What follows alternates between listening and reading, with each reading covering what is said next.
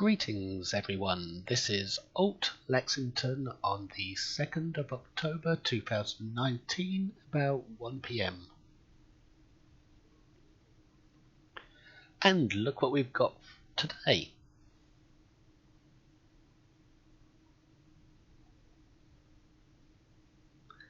It's the free ship for those who did the recent patrol event, the Awakening event. It's the Tier 6 Elachi Qulash Frigate. I believe that's how you pronounce it. Yep, it's an Elachi ship, and it's a frigate. Qulash class.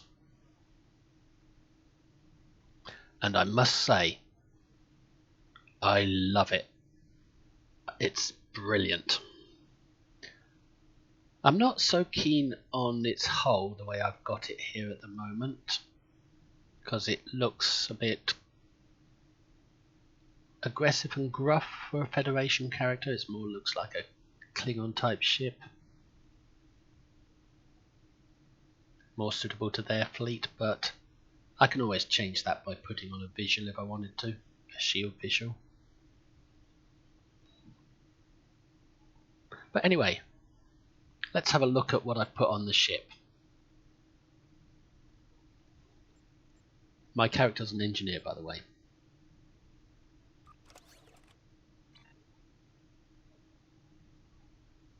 So here we have it. I have gone with the free weapons you get with the ship, because if you complete the event you get 8 boxes,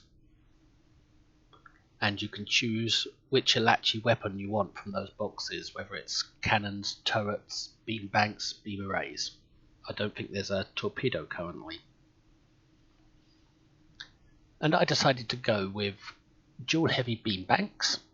I haven't upgraded them or changed their mods. They're just as they are when they came out the box. And I put 4 of them on the front. Oh, they all seem to have the same mods. I only just noticed that. And I put 3 turrets on the back.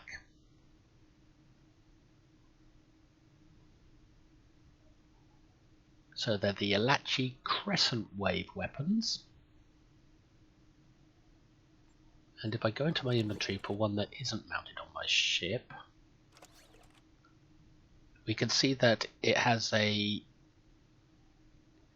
-12 weapon power, so they use a little bit more weapon power. Normally it's -10, I believe.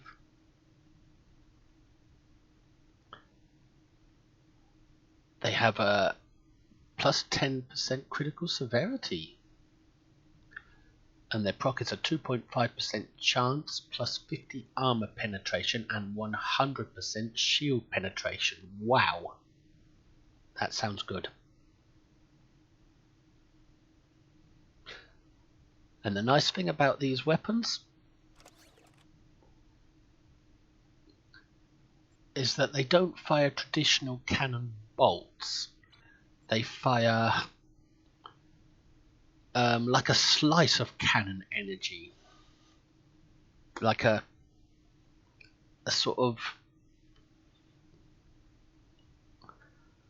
a crescent of cannon energy. So loads of crescents come flying out your ship to slice into the enemy, like knives cutting through them. I left one weapon slot clear because I wanted a kinetic weapon. I could have put the Nausicaan weapon on, the Nausicaan torpedo, because these are disruptor weapons, and the Nausicaan energy torpedo would have gone well with disruptor weapons because it's disruptor energy. Plus you'd have the console to boost disruptor power disruptors. But instead I wanted a kinetic weapon for blowing up hull. Therefore I went with the neutronic torpedo launcher, because that one hits like a truck.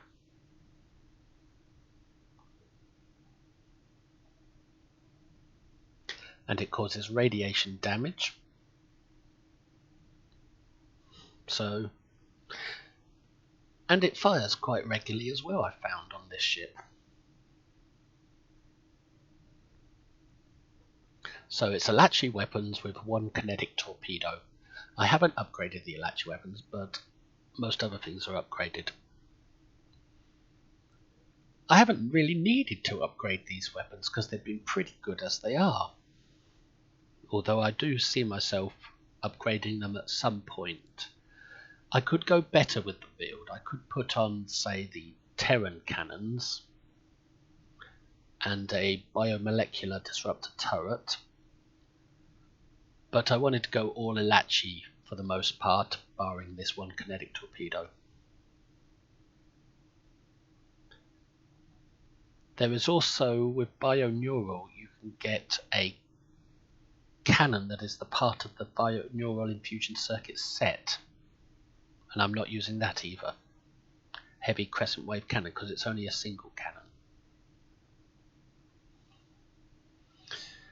But I'm getting ahead of myself. So it's Elachi weapons with a kinetic torpedo. Elachi disruptor weapons with a kinetic torpedo.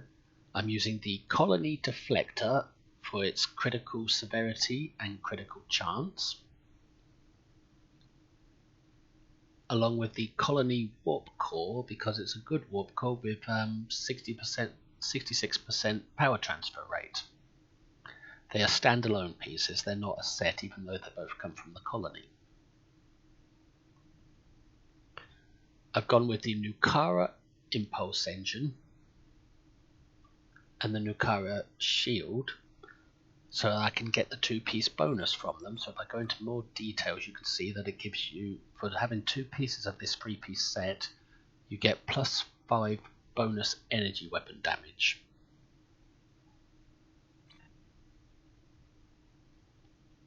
My devices: Temporal Negotiator to reduce the cooldowns on my heals, engineering team and science team mostly.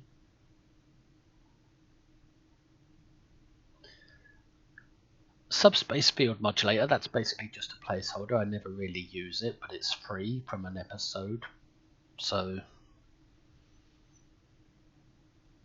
why not? What episode is that from? Let me try and remember. It's one from the Cardassian struggle, I believe it is, where you're fighting Davidians on board the Cardassian ship known as the Axiom.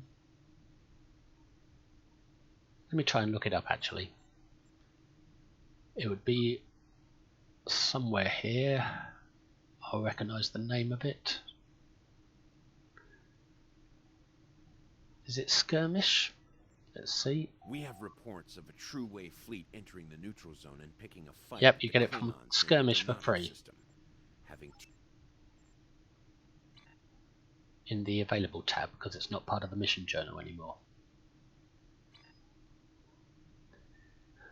And it's like a poor man's cloaking device.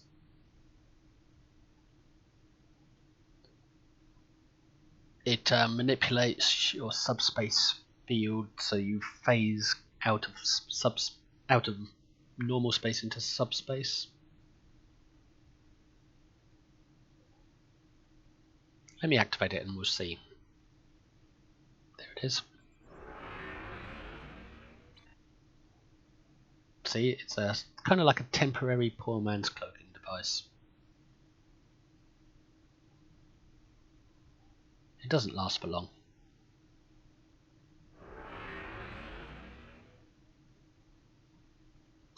But you can still fire your weapons while it's active.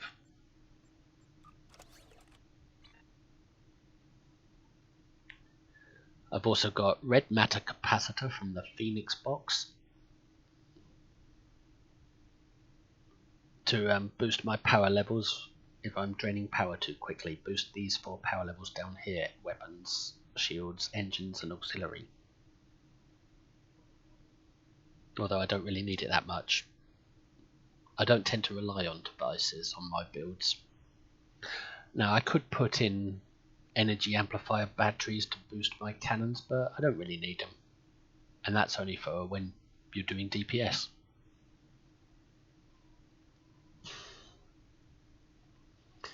For my consoles, we'll start with the tactical ones. They're all vulnerability locators modded for disruptor damage.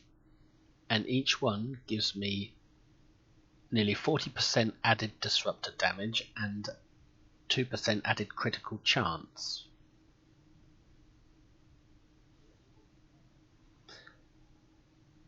So the disruptor damage just improves my weapons, like for example if I mouse over one of them down here, you can see that it's doing 2163 disruptor damage.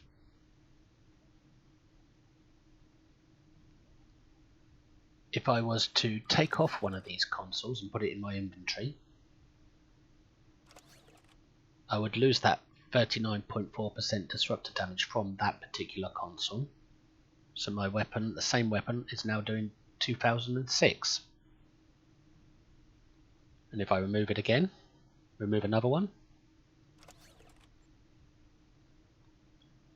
the damage from this weapon is only 1849. So we won't be doing that.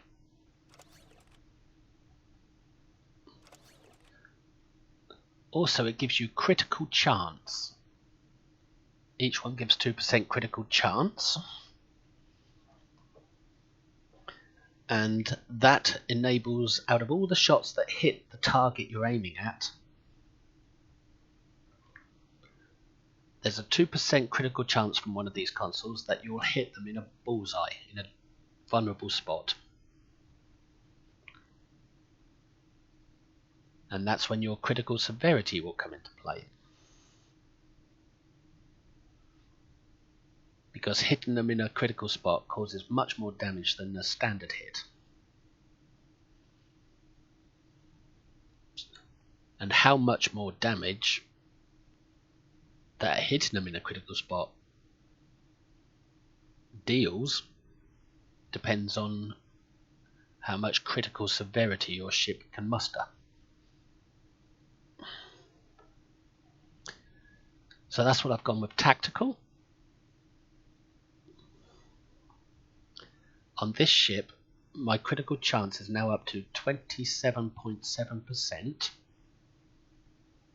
which is really good actually, considering the way I normally build.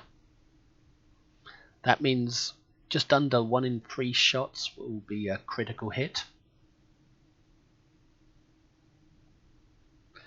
And when I get a critical hit, I will be doing that critical shot will do 159.4% more damage than a standard shot that hits the target. So it'll be doing more than double the damage whenever I get a critical shot, and I'll be getting a critical shot 1 in every 3 shots. I believe that's how it works.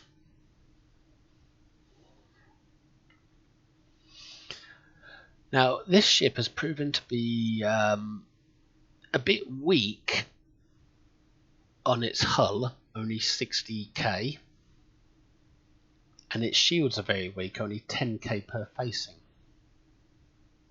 So I wanted to make my shields withstand enemy weapons a bit better, because they're not very powerful. They haven't got a high capacity, so they need to have a high strength.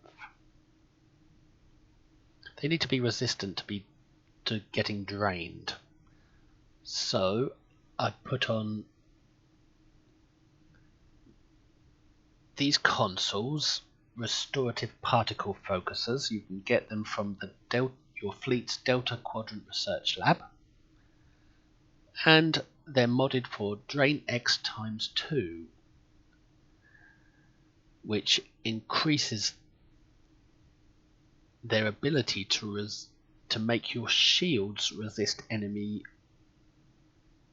drain from enemy weapons.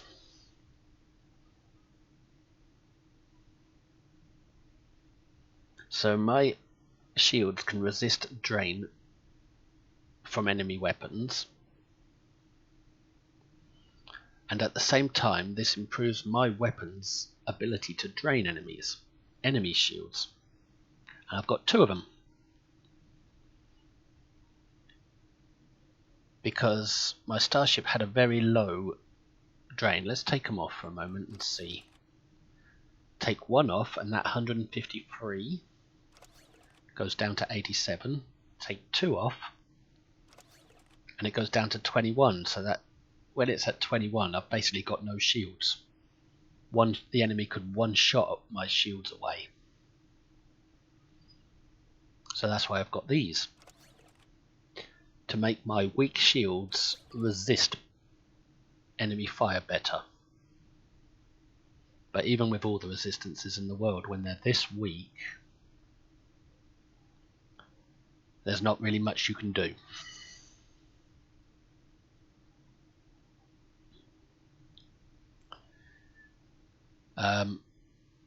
We have a Lobby-Store console, binaural infusion circuits. It's an Elachi console. And if we look at the 3-piece set,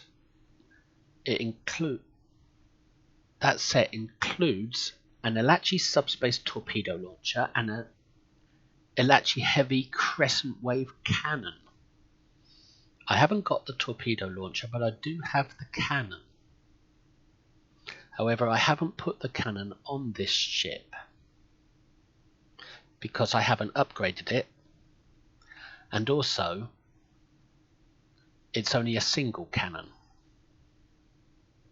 So if I click on here, I should be able to find it somewhere in my inventory or bank, wherever it happens to be. No, I'd have to go down to the ground to find it, because I can't see it here.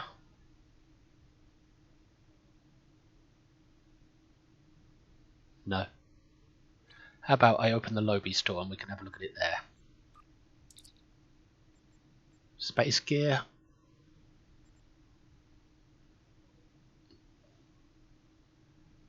Where is it?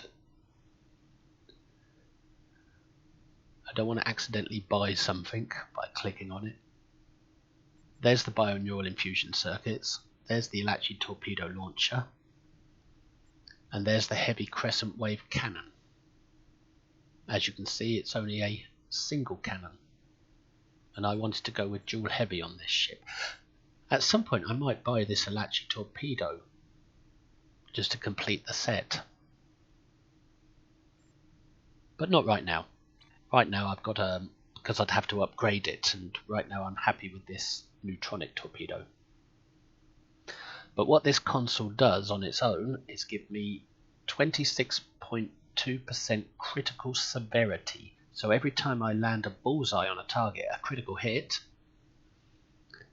from my critical chance, I will get over 25% critical severity bonus for hitting them in a bullseye. So if we go down to critical severity where it says 159.4, if I remove that, it goes down to 133. So that's worth having. And it also improves my control resistance, which is very low on this ship even with this console. And control resistance is good for resisting things like tractor beams and gravity wells and Titan's Rift and anything that controls you. Sciencey abilities, sort of. It'll help protect you from them. And it also improves hull capacity, and this ship has got very low hull at 60k, so that's helpful as well. I haven't looked at the bonuses before for this. If I was to get another piece of the set, I'd get extra disruptor damage. Wow! Then that might be worth putting the single cannon on for. More shield capacity. That is probably why this ship has low shields, because Whoever designed it knows that the Elachi set will give extra shields. And if I had the torpedo as well as the single cannon, I'd get a haywire charge, which gives a 5% chance to reflect up to 50% of the incoming energy back to the target in the form of a disruptor pulse. So that's kind of like a feedback pulse that happens. And that has a 5% chance of occurring. But a feedback pulse that is disruptor energy. And what's this? Maximum number of haywire charges increased to 6 and increases chance to trigger to 10%. Only works when equipped on an Elachi ship. So that set might be worth getting. It might be worth me investing in buying that torpedo to put with my cannon and this console to further improve this ship, and with all that I can also put a bioneural disruptor from the Undying Reputation on here and a Terran Taskforce dual heavy cannon. And if I was to put the bioneural disruptor turret on here, not bioneural, I think I'm getting a little confused here. It's bio something. Is that it? That's the phaser variant. That's the disruptor. Biomolecular phaser turret. These are the wrong ones though. We're looking for one that goes as part of a set, which is that. No, that's Tetrion. That's phaser.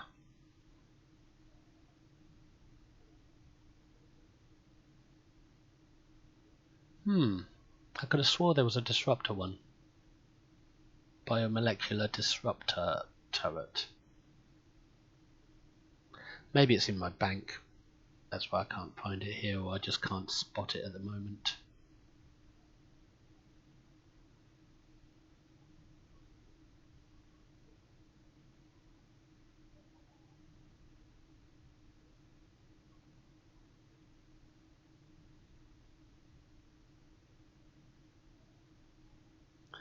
I'm fairly sure there's a disruptor one. It's just my eyesight isn't very good at looking for these things.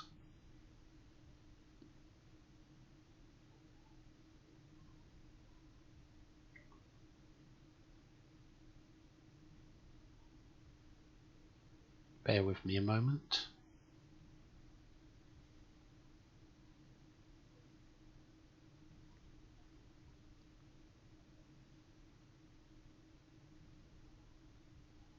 No, it must be in my bank, because that's not it.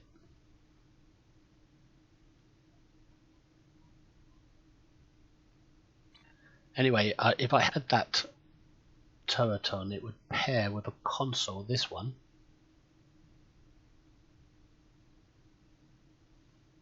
Actually, I won't take it out of there because it'll end up in my... Oh, damn. It would pair with this console that comes from an episode as a reward.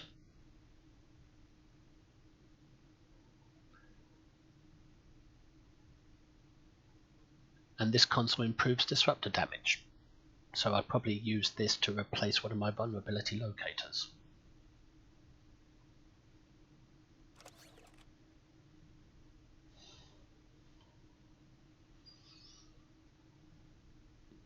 So there are plenty of potential to boost disruptor damage using cannons and turrets beyond what I've got here.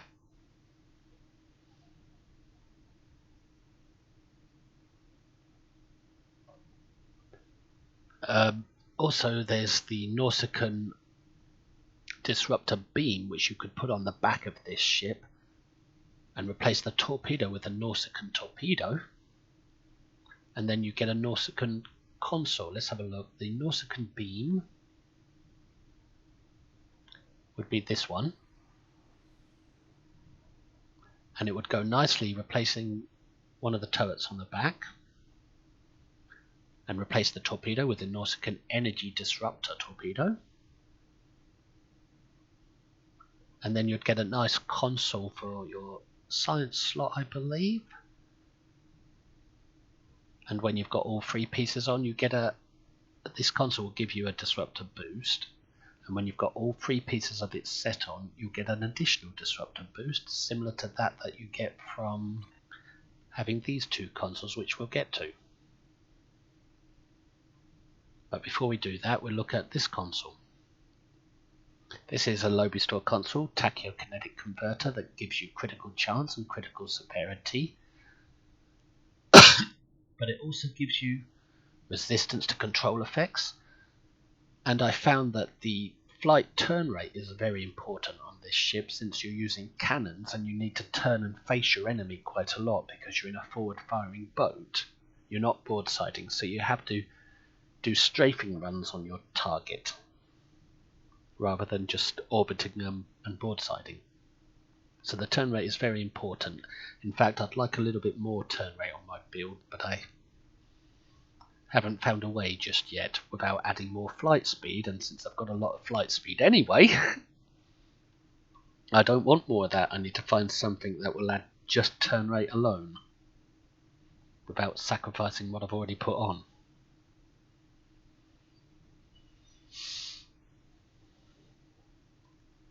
So that's a pretty good console from the Lobby Store. This console is probably one of the best in the game. Dynamic Power Redistribution Module, or DPRM as they say. It is like having a piece of armor on your ship. It gives 11.3 all damage resistance.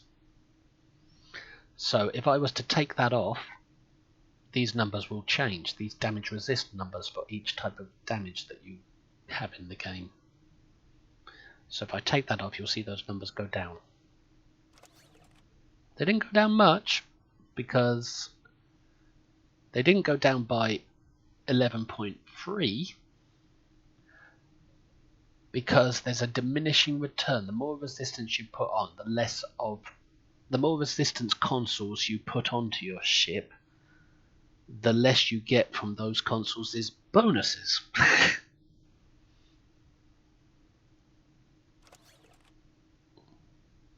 But it's basically like having a piece of armor on your ship, but more importantly, it adds 19% directed energy damage for any of your energy weapons.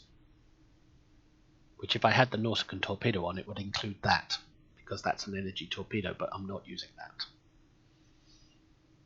What I'm trying to do is give you an idea of what else you could do with this build, rather than just what I've got here.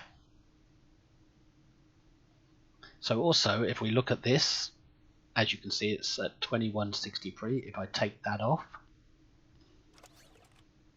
it goes down to 1956. And that's just sitting here still. But also this console comes with a nice clicky, which has been removed since I just removed the console.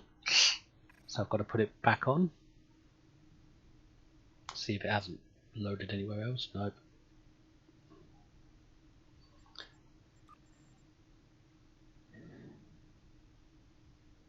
Since I just removed the clicky, the console, the clicky fell off of my toolbar, so I've got to put it back on. Because that console comes with a really good clicky. There it is.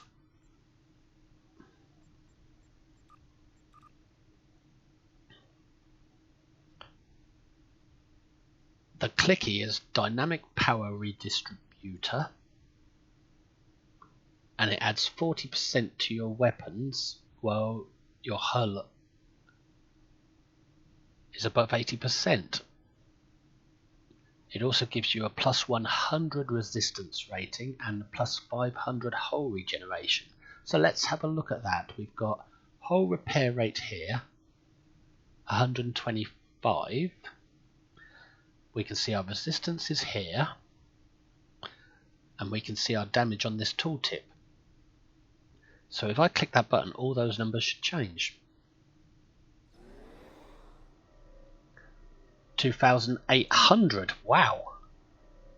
600 hull regeneration and 71 resists. So that is why that console is one of the best in the game.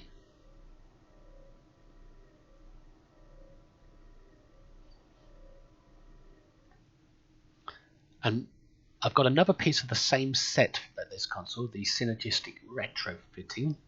I've got another console from that set. Sorry, this console comes from the prototype Dreadnought, which is a lockbox ship. I believe it's from the Undiscovered lockbox. Or you can get it, if you're on the Klingon side, you can get it from a Lobby store pack without having to buy the ship.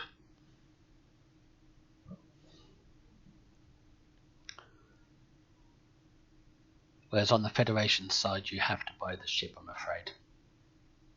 It's not easy to get hold of this console without buying the ship. In fact, I don't think you can. Which means going through opening lockboxes or buying it off the exchange, which is not likely to be sold because it would be bloody expensive and nobody wants to get rid of it once they've bought it.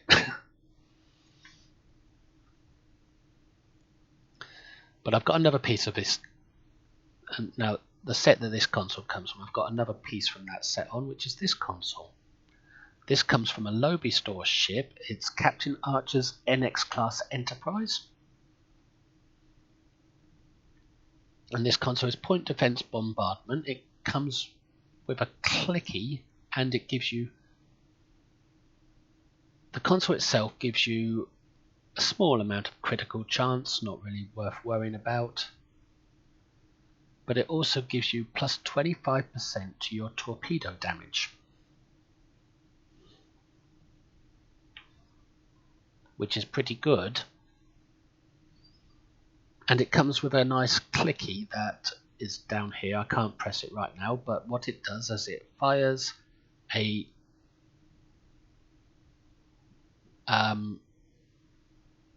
warhead at the enemy that slowly flies towards it, and this warhead will shoot at the enemy as it flies towards it, and when it gets within a certain range, it will then detonate with a massive blast that it doesn't cause much damage, but it looks good.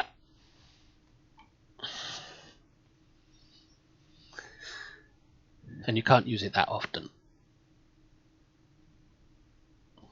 However, the main reason I've got this console on is because it pairs with this console. So if I right click and look at the 2-piece bonus, 33% disruptor damage for my disruptor weapons. So basically having these two is like having another one of these on your ship. So you get the bonuses from these two individual consoles, and when they're together you get an additional bonus, which is like another one of these vulnerability locators.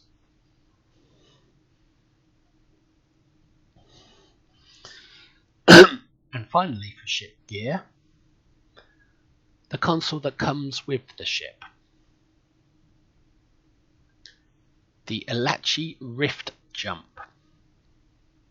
It gives you accuracy for your cannons, and energized hull plating improves energy damage resistance rating. I'm not sure, but I'm wondering if that energy damage resistance rating is anything to do with this. The only way to find out is to remove the console and see if the numbers change.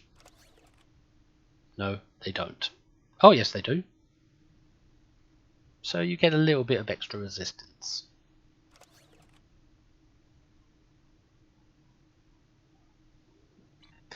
But accuracy is good for cannons, because anything above 100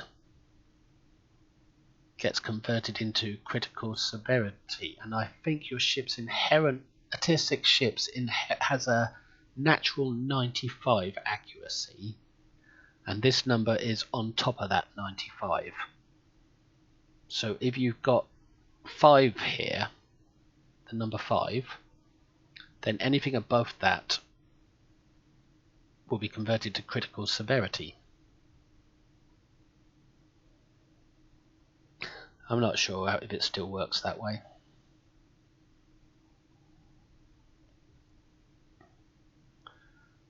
But it's good to have high accuracy on a cannon boat anyway, from what I hear. Because cannons depend on critical severity and critical hits and the critical severity you get from them.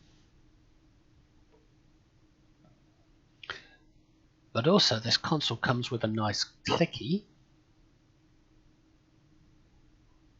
Elachi Mycelial phasing, which is here. It gives you additional turn rate and flight speed, but it also phases you in and out of combat, so it's very similar to this cloaking device, except you can't fire weapons while you're phased. And it doesn't last as long as this cloaking device does, but it does happen several times in a row instead of one long time. So if we click it, I'm in subspace, and I'm back out of subspace.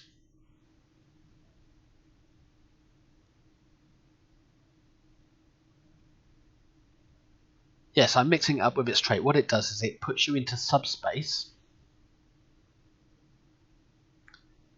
so you can, while you're heading towards your target, you can hit this, go into subspace, similar to what you'd do if you cloaked, and then when you come out of subspace, right on top of your target, you can get a bonus for appearing out of nowhere. It's similar to a cloaking bonus. It's like a cloaking device, I suppose, temporary cloaking device. But it's hard to control this, it's hard to time it right. When you're making a run to a target, it's hard to time it right so that you appear right on top of them and get the bonus from popping out from a surprise attack.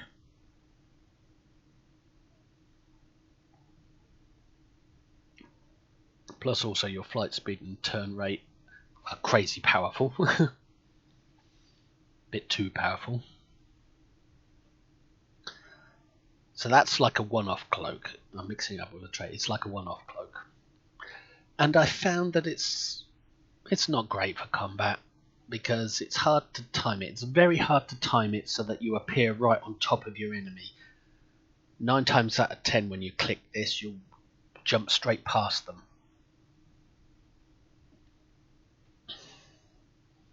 Especially on a strafing run.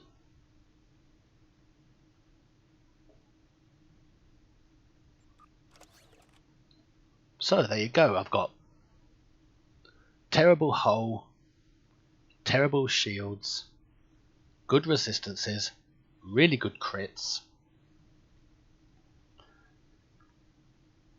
and I've had to significantly boost my drains. Great flight speed, but the turn rate isn't comparable to the flight speed, it needs to be a bit better for a single target cannon build, which is what this is. Now if we look at the mastery, tier 1, resistances, 2, critical severity, that's good, 3, hull regeneration, 4, more accuracy for your cannons, and then you get the trait. We'll talk about that when we get to showing off the ship's traits.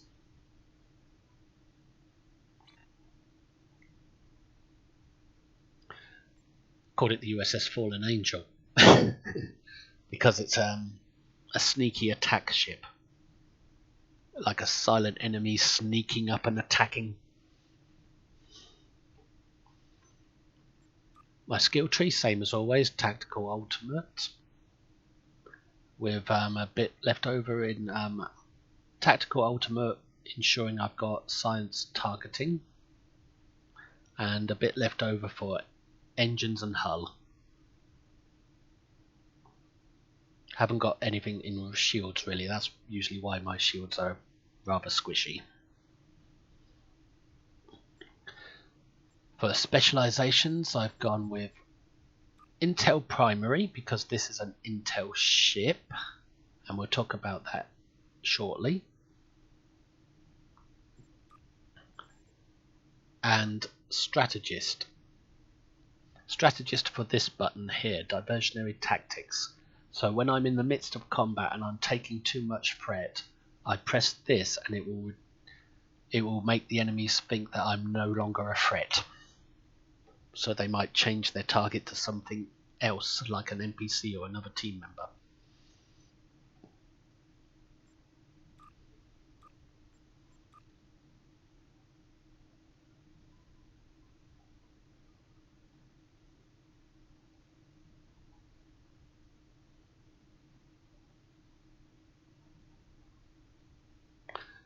Yeah, Intel gives you defense. But also it comes with this clicky that gives you hull penetration.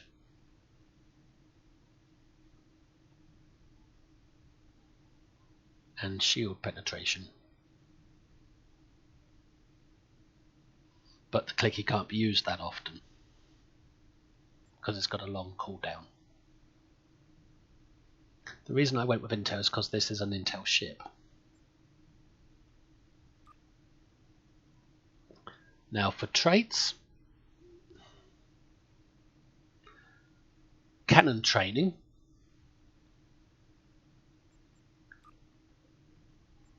I could have put on the other cannon one, if I can find it.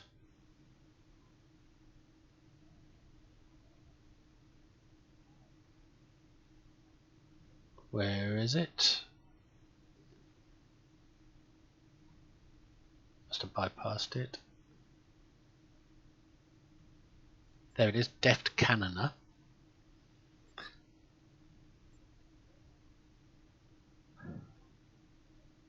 This would give me extra turn rate, but it's not much. But it would also come at the cost of a lot of inertia. And I don't really like inertia on my ships because that makes me skid and slide about. And it might be good to use that with an Intel with a pilot ability, Lock Trajectory. But I'm not using that, so I don't really want inertia on this ship, not too much, and the flight turn rate isn't really worth it. And it doesn't boost cannons, so there's no really point in having it on a cannon build. So I've just gone with cannon training, which gives 5% bonus cannons. And I've gone with torpedo training to give my kinetic torpedo a little extra punch. There is another torpedo trait.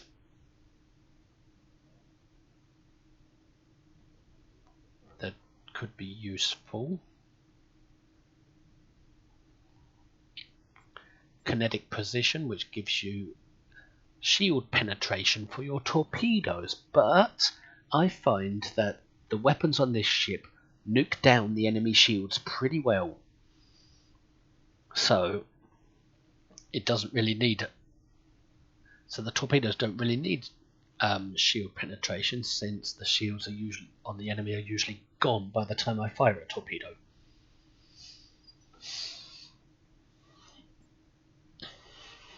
And the neutronic torpedo hits like a boom, like a beast. 15% accuracy for my cannons to make sure that they hit. I think accuracy is more for scatter volley than rapid fire, but I've got it anyway.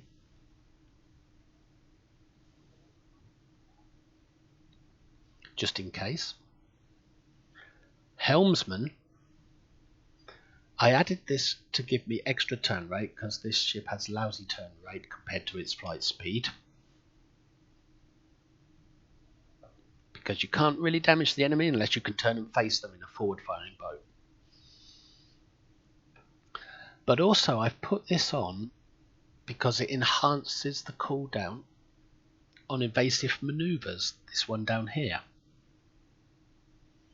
And we'll get to that when we get to the Starship trait. We'll get to why we put Helmsman on, why we want to cool down, why we want to quicken the cooldown on evasive maneuvers. This is an engineering ability, EPS overload, which if my weapon power stays strong, I get a 2% critical chance. I did have my auxiliary set to high on this ship in the hopes of getting that 20% critical severity from this trait, but I found that my shields were dying too quickly, so I had to lower my sacrifice auxiliary power for more shield power. As you can see down here, my shield power is quite high, whereas my auxiliary is quite low. I did have the auxiliary up for that severity, but it wasn't working out. I was finding my shields were disappearing too quickly. So I found the shield power was more beneficial than having that critical severity, because you can't critically hit the enemy if you're dead.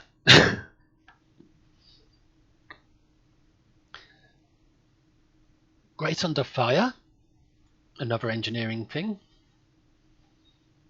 and that reduces the cooldown for my miraculous repairs, which is a really important engineering ability, because especially on this ship, because I kind of rely on it to keep this ship alive. And what miraculous repair does is repairs my ship and sometimes gives me a secondary shield. So more shielding is good on this ship.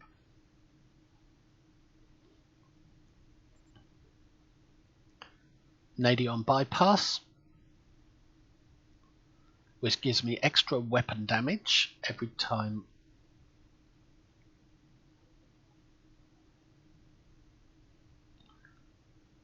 I hit Nadion inversion, I believe, which gives me more resistances.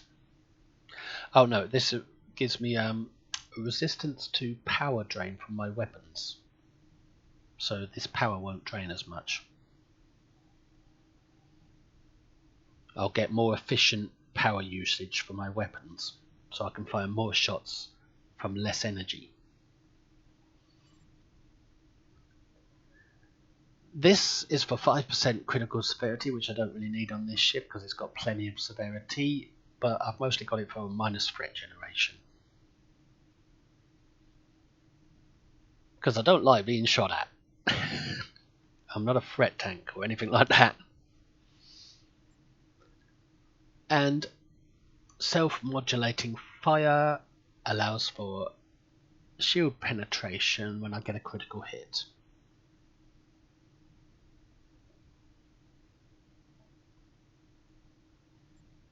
Starship traits. We've got emergency weapon cycle from the Arbiter battlecruiser in the Sea Store. This speeds up my weapon's firing haste. So instead of going pew pew pew, I'm going pew pew pew pew pew pew pew pew. But it does consume weapon power quite a bit more, but not as much as you might think, since it helps with weapon power efficiency.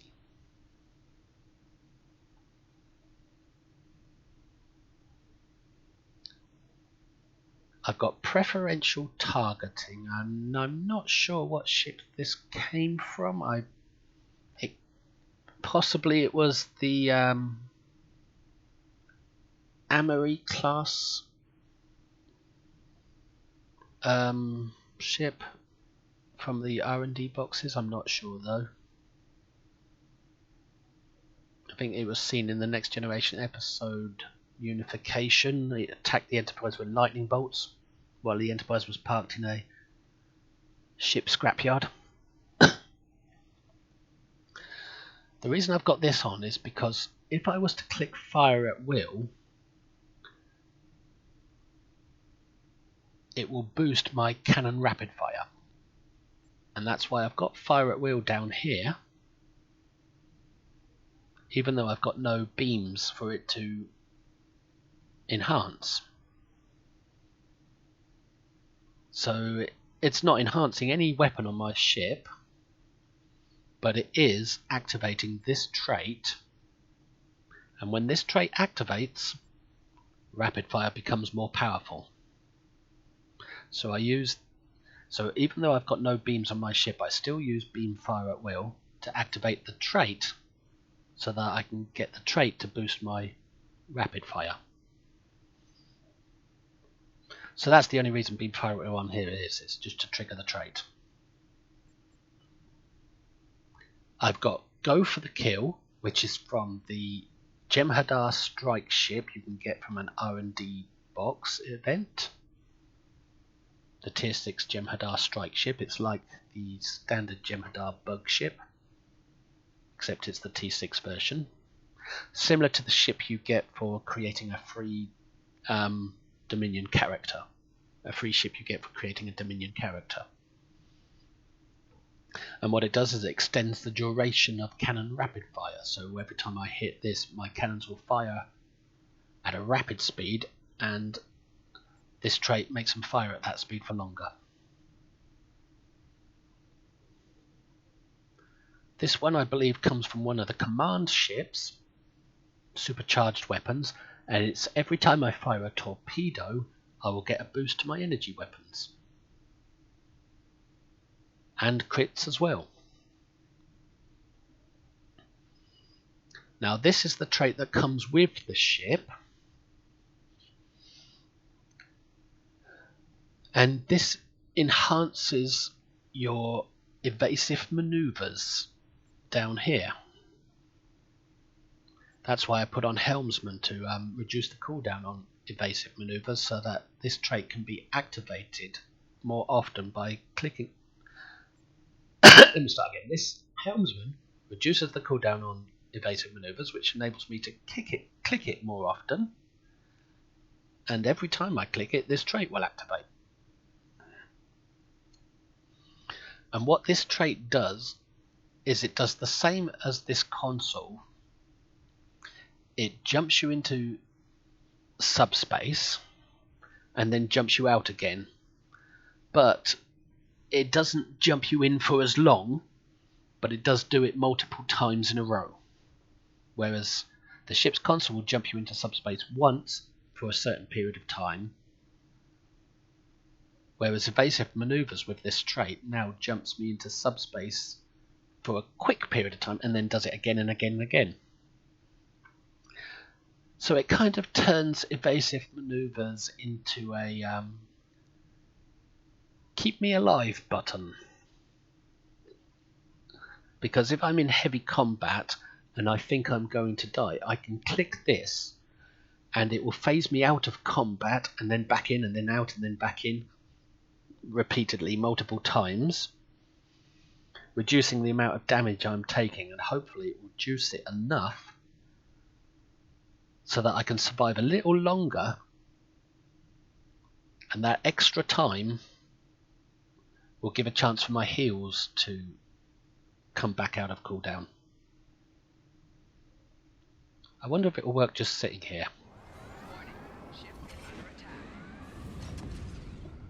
Yep. And again.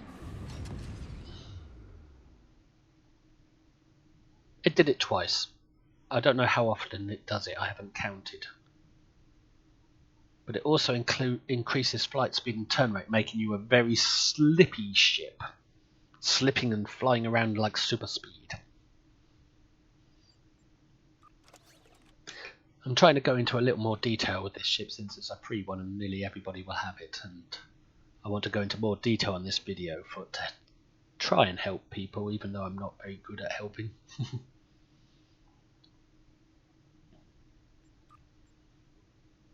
Now for my reputation traits,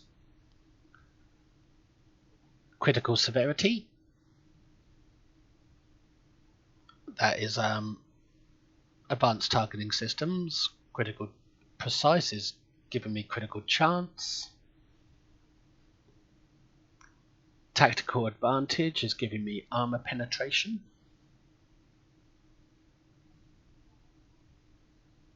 And actually, now that I look at it,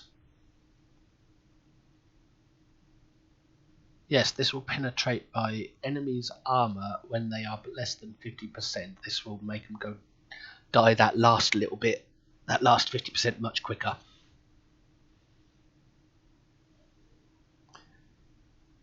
Magnified firepower for the bonus weapon damage. And resistances to help my resistances to keep me alive.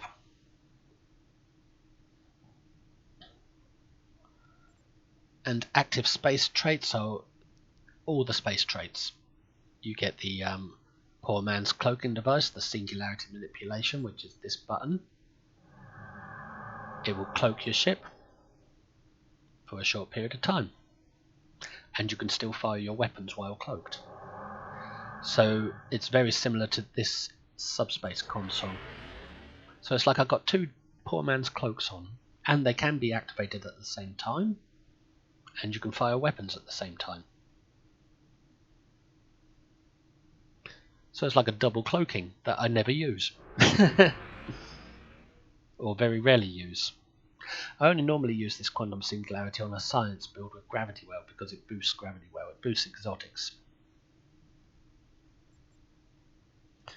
I've got this, which is deploy a sensor interference platform. We can click that now. And there it is. That will make the enemy that's shooting at you decide to target that instead of you. It's like putting a decoy out. And you can fly away from it.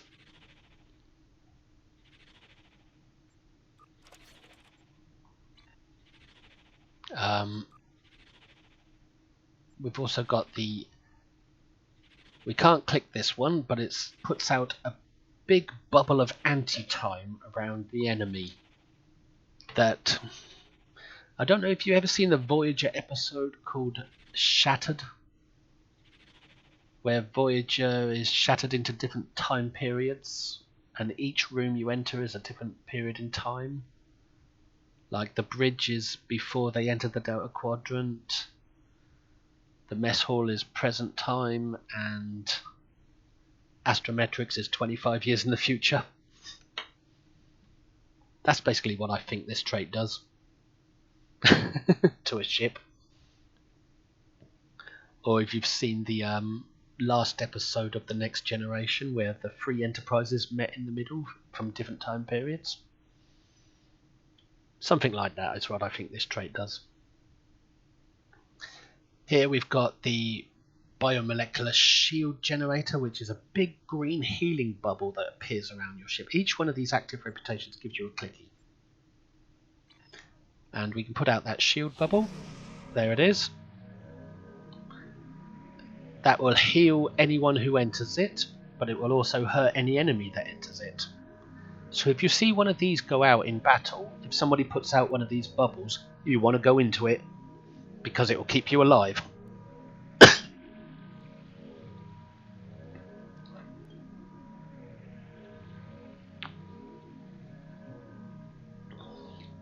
And it lasts for quite a long time as well. It's a very powerful clicky for healing.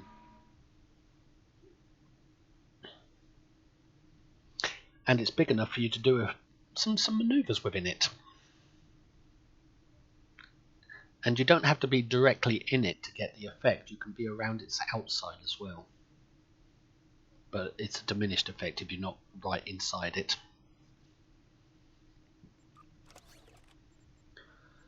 And finally we have Refracting Tetrion Cascade, which I can't click now because you need to have a target to click it. And it's good for when you've got three targets in front, three enemies in front of you, all next to each other. You target one of them and click this, and it will shoot a bolt of Tetrion energy at that target.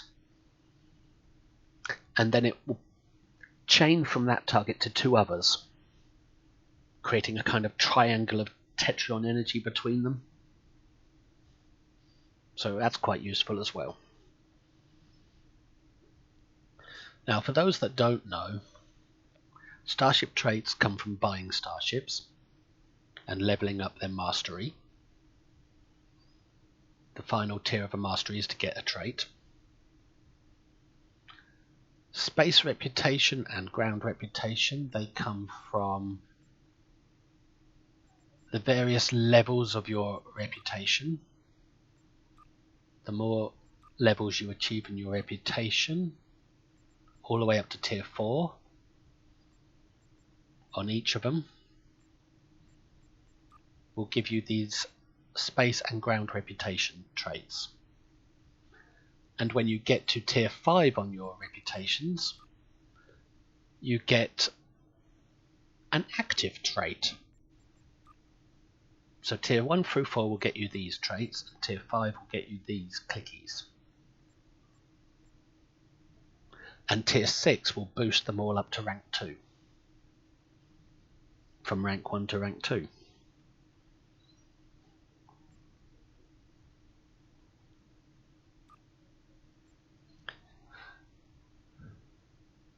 Now we get to bridge officers.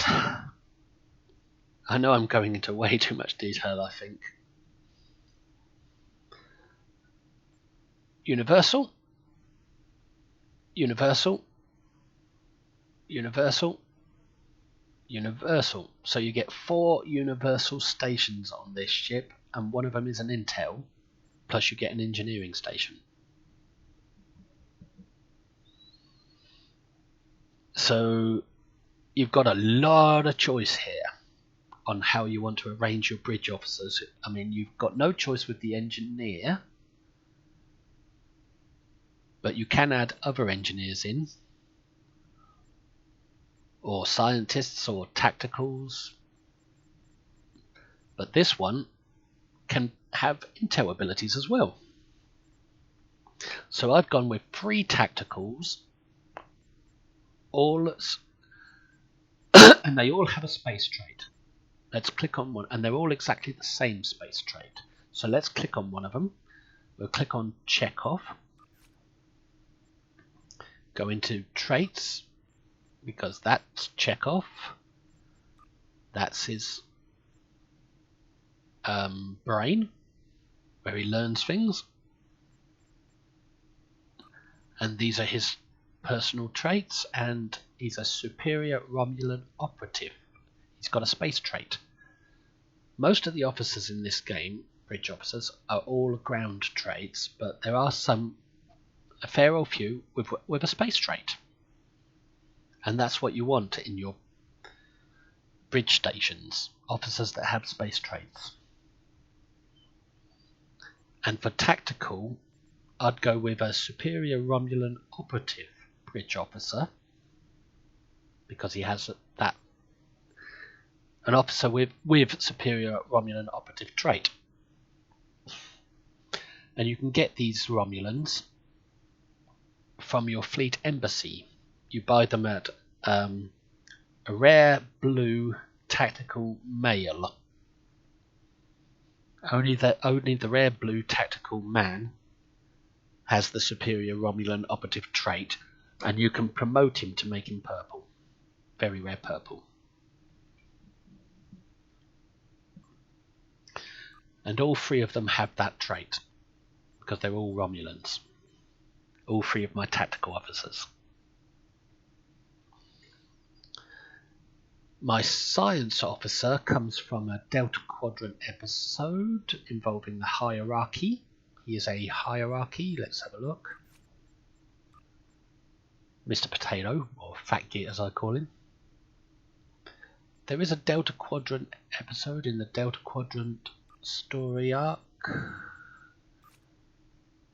Let's see if we can remember which one it is.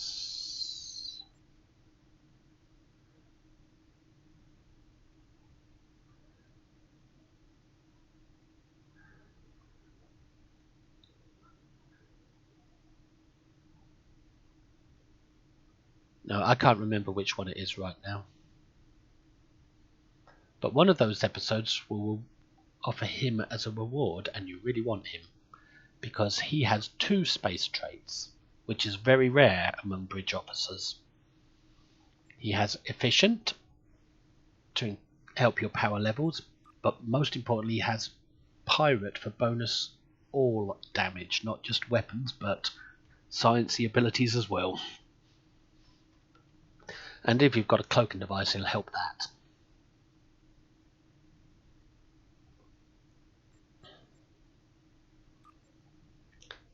And finally, my engineer. He is a Nausicaan. If I can find him.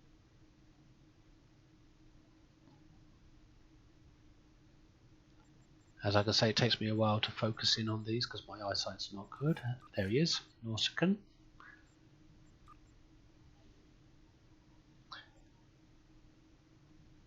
You can get him by going into I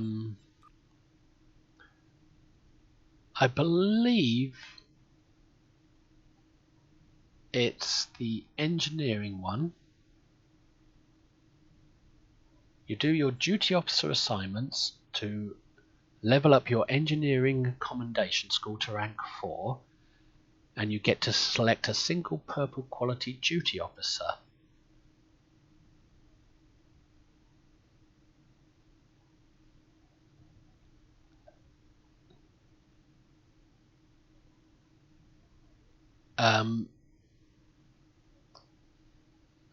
To claim this officer that you're allowed to select, once you get to rank 4, you're allowed to claim this officer, but you have to go to Admiral Quinn's office to get it, because there's a guy in Admiral Quinn's office that will have a selection of officers and you can claim him from that selection. And the reason he's good is because he has a space trait that's the same as my hierarchy's space trait, Pirate, which gives me more damage and helps cloak. So all of my bridge officers have traits, space traits, unlike my ground officers, which are all ground traits.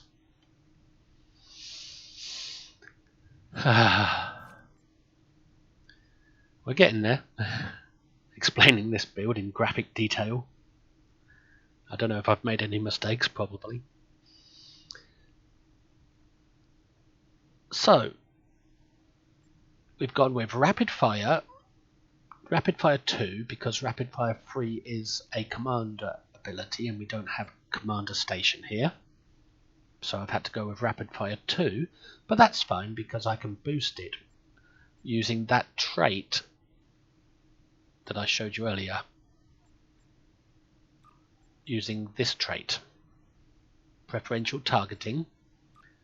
Well, every time I press fire at will, Rapid Fire will be boosted, probably boosted as good until it's as good as Rapid Fire 3.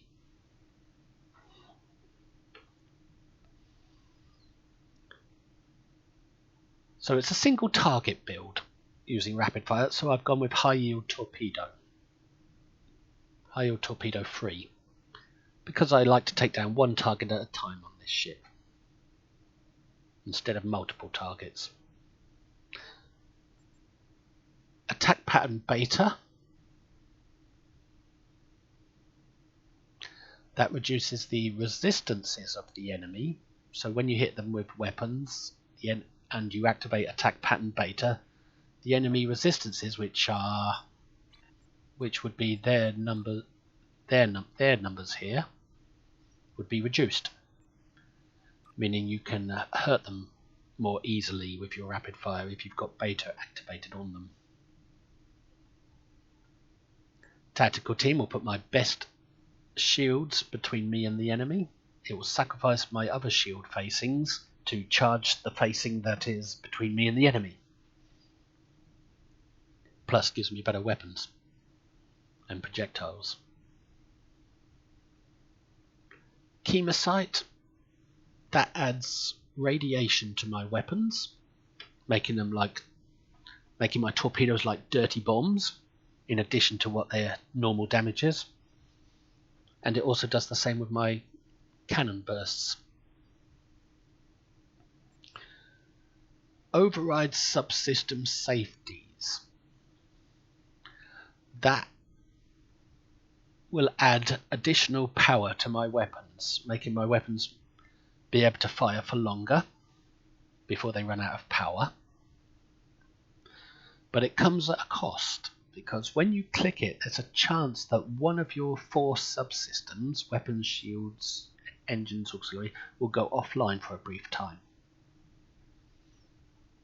Because you've overrode your subsystem safeties, so that could cause one of your power systems to have to go offline and restart. So you could find that your tools are blacking out, or you can't use them because they've gone offline. So yes, it gives you a power boost, but it comes at a cost. But that power boost is very powerful and well worth having. It's worth the cost. For my science officer, my hierarchy, I've got science team to heal my shields and hazard emitters to cleanse me of any nasty effects the enemy put upon me, like radiation, slows, holds, blockades, those sort of things. But it also heals my hull quite well. That's mostly what it's for, to heal my hull. In addition to that healing my hull, I've also got engineering team which heals my hull. I've got reverse shield polarity. So when the enemies start to drain my shields down, I can click this. It will reverse the shield polarity, causing the weapons that drained my shields to start charging my shields. It's kind of like flipping a coin, turning my shields inside out. So whatever drained them will now charge them. So I'm not using my shield power to charge my shields. I'm letting the enemy weapons charge them instead. So I don't need emergency power to shields. And another reason why I haven't got emergency power to shields is because it will share a cooldown with emergency power to weapons, meaning you can only activate one of them at a time. You can't activate them both together. So if I had emergency power to shields on this build, I would only be able to activate emergency power to weapons when I'm not restoring my shields. But with reverse shield polarities, I can restore my shields and activate my weapon power.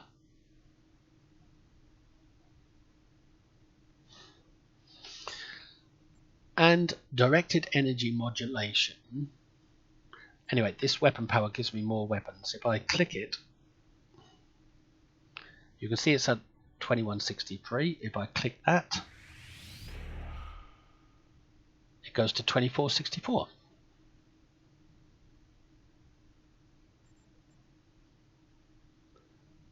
I've also got directed energy modulation that gives me shield penetration and armor penetration. But I've also got a duty officer that works with it. So let's go over to duty officers and have a look at them. Roster. Active ground. I've got this ground officer, Neil Falconer. I got him from the promotions tab in the C store. He was free. And what he does, 5% all damage. I know he's a ground officer, but it says in his tooltip that it works in both. He works on both ground and space maps.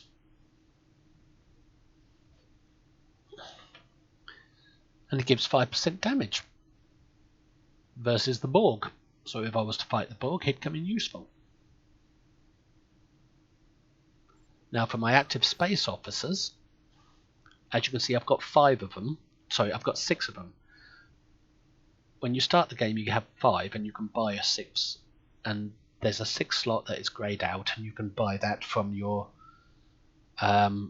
Fleet Dyson Sphere. Buy the extra 6 slot, so you can have 6 officers.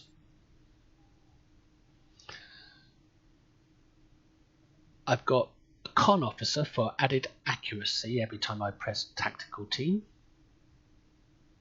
That helps with my cannons. I've got an Emergency Weapons Officer that boosts my critical chance. I've got another Emergency Weapons Officer that boosts my critical severity.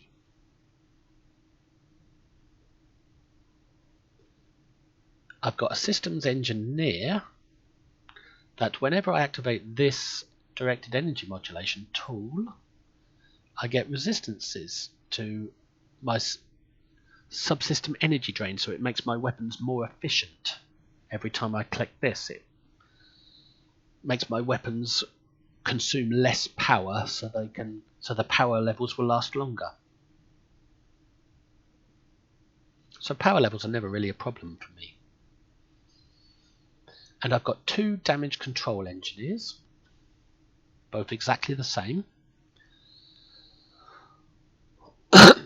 And what they do is they've got a 35% chance to reduce the cooldown of this button by 30%. So I can click this button more often. Plus this particular officer has a boost to Elachi damage, to damage versus Elachi. 2% all damage versus Elachi. Well, if I'm fighting people in the same ship as me, I can get extra damage against them.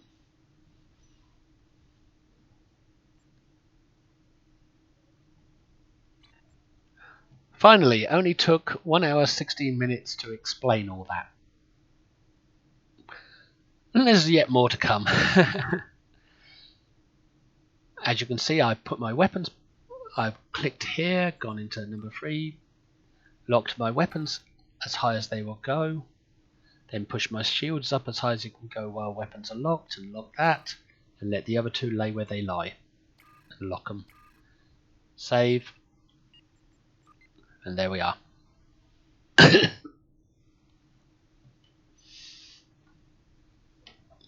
This ship has also got these command abilities, even though it's not a command ship, I don't think. Let me just check that. Yeah, it hasn't got a command bridge officer station, but it's a command ship. That's odd. Click this for better weapon power consumption. Click this for extra speed and turn rate, which is the one I normally choose, because my weapon power consumption is good enough as it is.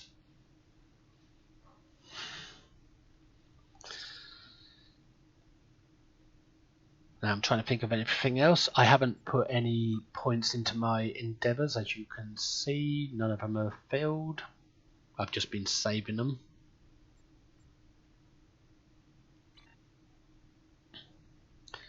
And I paid for the veteran subscription, so I've got +5 team experience point boost. Oh, that doesn't give you anything.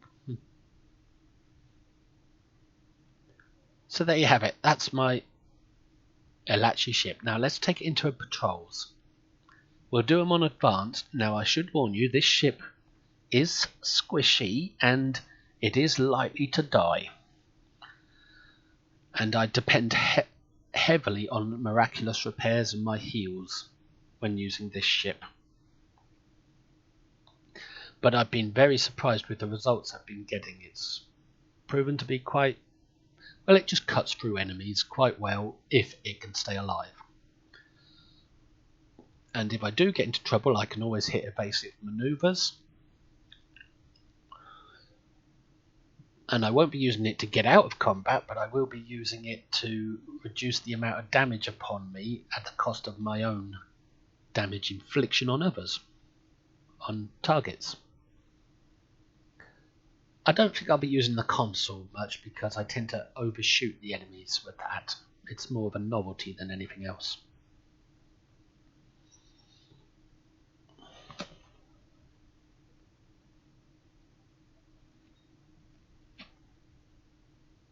So, let's queue for a patrol. and see what this Elachi ship with unupgraded weapons can do.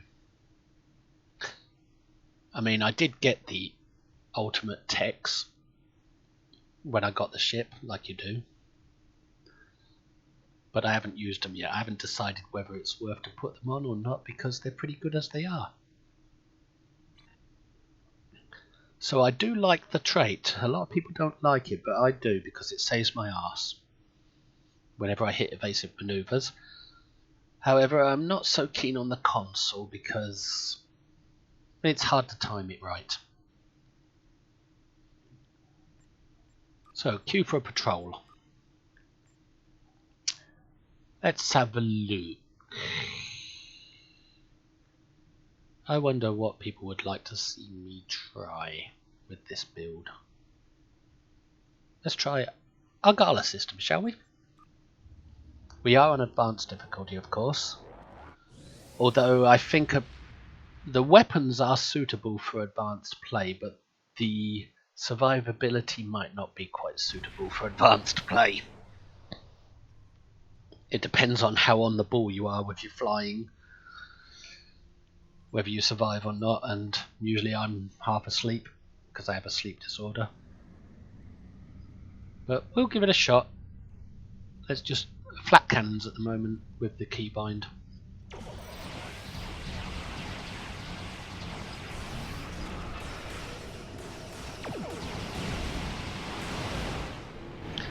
You can see I'm getting some nice criticals. I love the crits this thing is doing.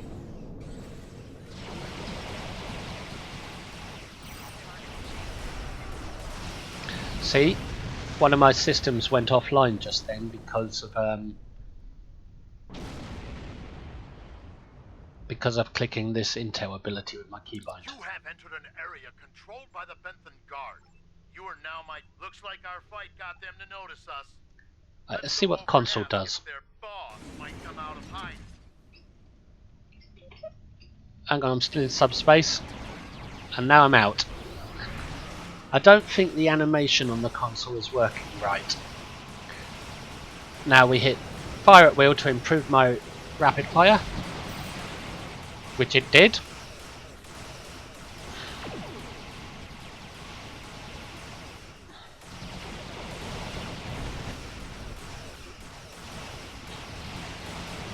I'm not piloting too well at the moment because I'm thinking about my audio levels.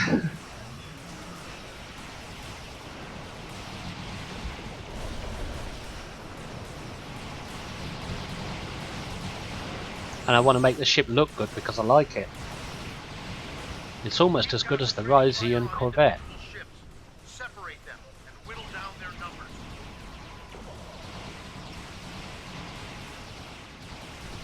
Armor penetration. We will not go quietly. Let's give it a moment so I can think of what I'm doing, get my head in the game. Fire at will to boost rapid fire. I don't always time it right with rapid fire because I don't generally look too much at what tools I'm pressing when, because I'm too busy having fun.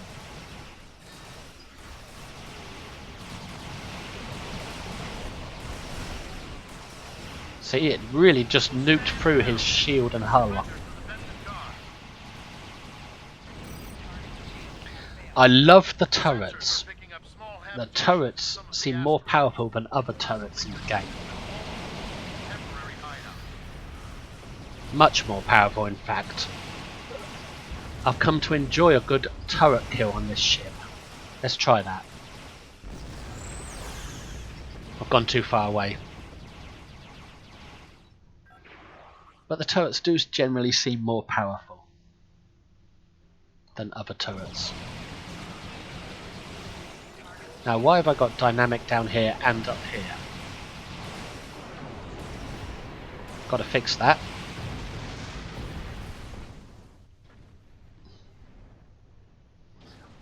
Now, I wonder if I can do the console here. We've gone into subspace, but there's no animation. I think it's not working. And now we come out of subspace, and we've got a damage boost as a result. And if I add in rapid fire, I timed it wrong, so I'm not really strafing the target properly, but that's the problem with this console. You can't really time it just right. You have to get used to its range. So you know how far you have to be away from the enemy to make it work optimally. Still haven't used dynamic.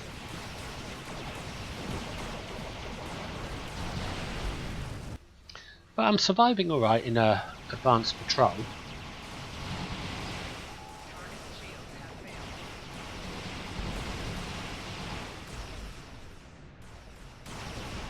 Tetrion. There's that chain of training Tetrion. Let's try a point defense bombardment. I'll just leave it and I'll stop firing. I'm not targeting. And we'll see. You can see the warhead from point bombardment. It fired at the enemy and then exploded big, causing them to get damage.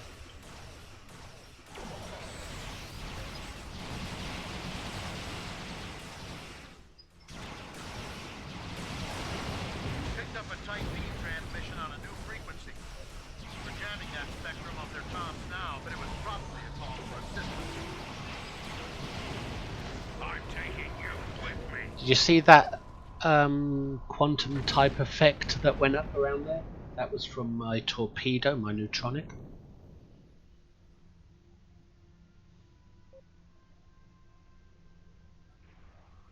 Okay, let's put on dynamic and improve rapid fire. Wait for the boost to hit.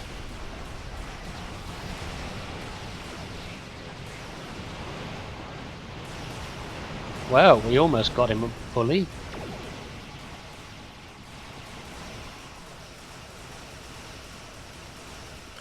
Right, that's him disabled.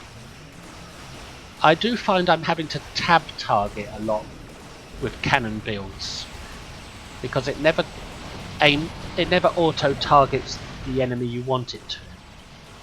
So you have to tab target to cycle to the enemy you want to shoot.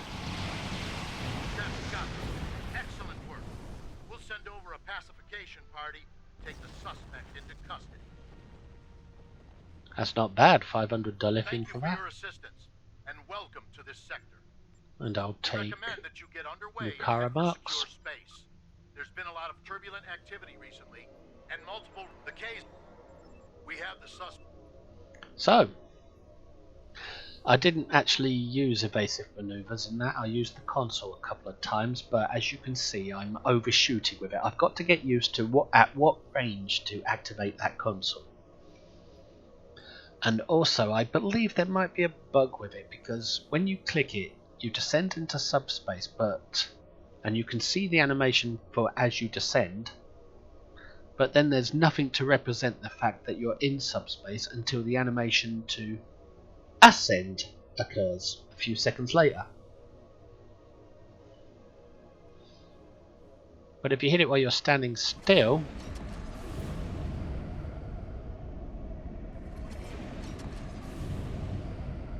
it does look like you're in subspace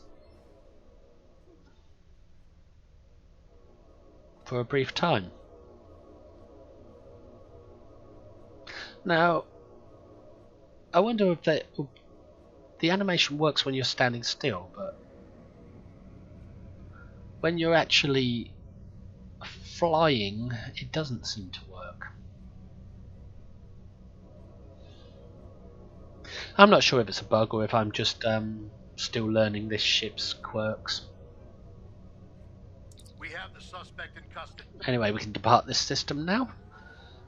One thing I like about this ship is it feels good when you fly it.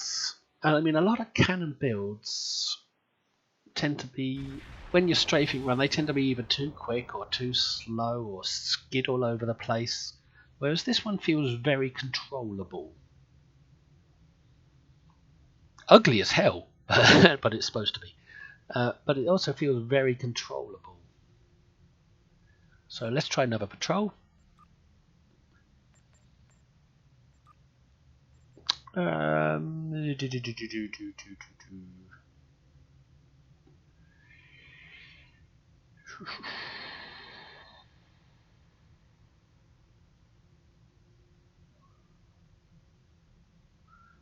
don't like doing Borg that much these days.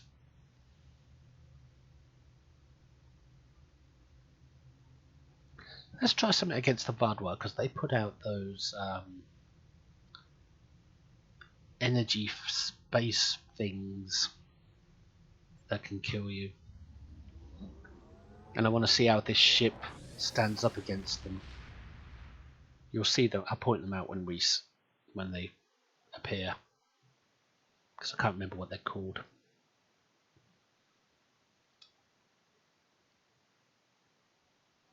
But I do like this ship. I'd had it in Hive Advanced earlier today, and I expected to die every few seconds because it's so squishy. But I only died twice, and both times it was from my own stupid mistakes.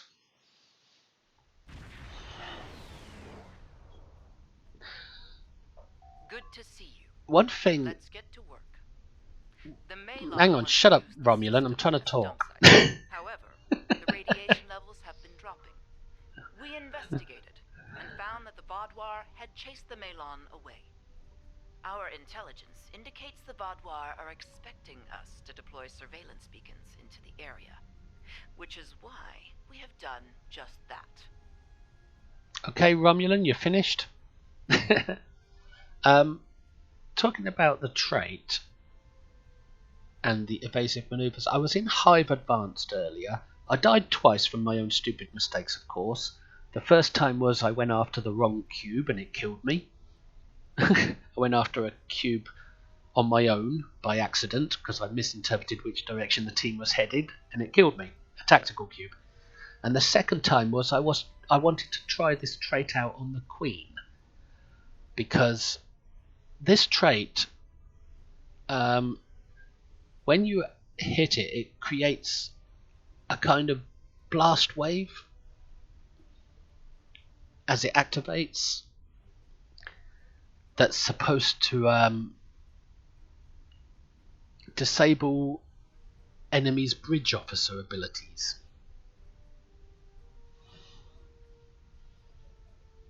Let's have a look at the trait actually.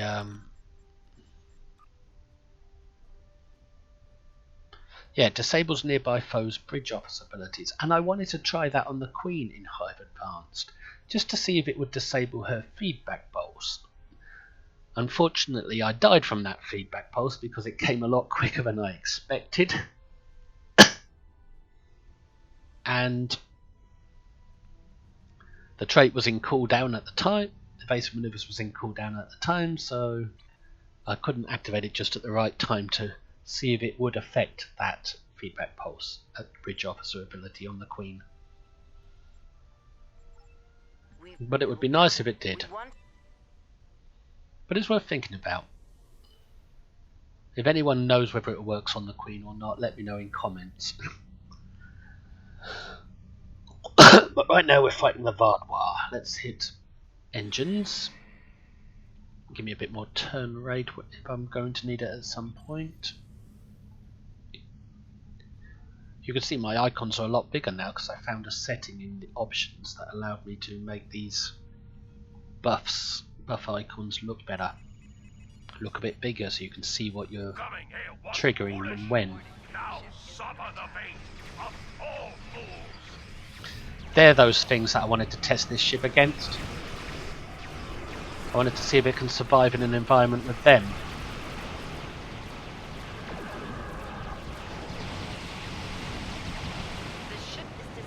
Those were the Romulan tractor mines from my Romulan NPC ally. We have the data and company.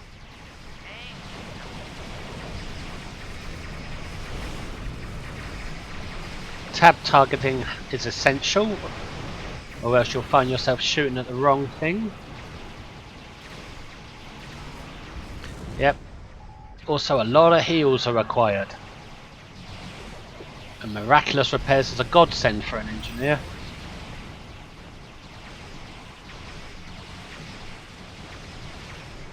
Let the enemy charge up my shields.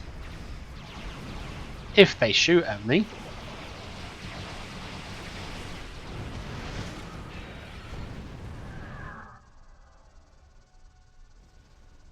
What is this patrol called? Nular system. The legendary Vodwar paranoia. We should Bit of a expect shield heal. initial. And on to the next beacon. Vodwar are a good way to test a ship because they're quite strong.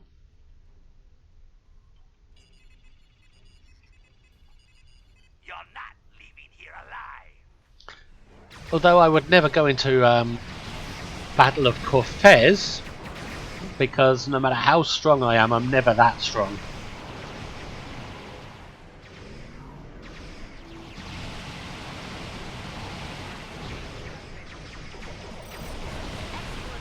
I love the effect from Neutronic, that Database. quantum-y looking effect.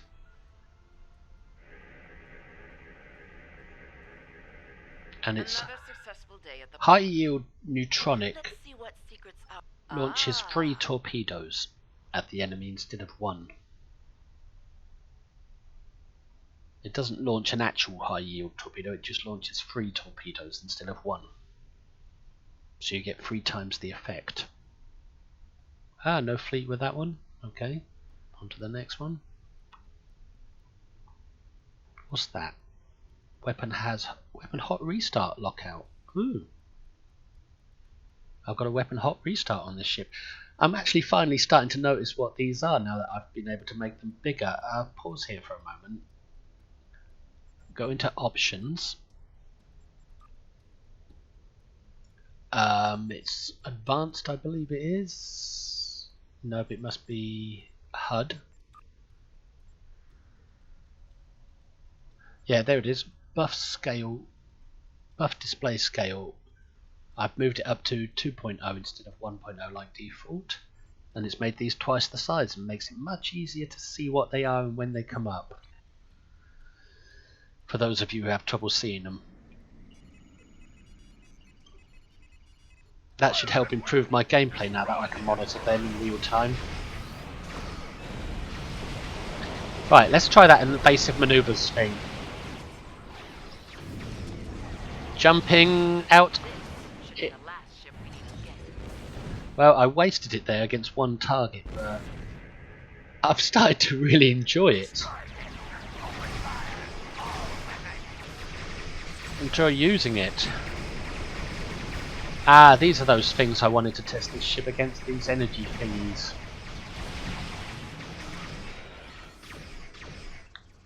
The things that Badwar ships put out. I can't remember what they're called. If you know what they are, say so in comments. Pay attention to your heels. I gotta pay attention to my heels more. I'm not in an engineering tank. I'm in a squishy ship more suitable for... Well, actually, I do believe this is actually a good engineering ship.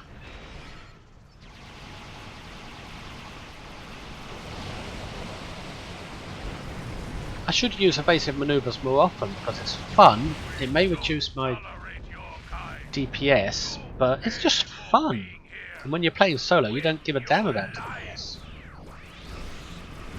Hang on, what's that? There we are. So let's give it a try.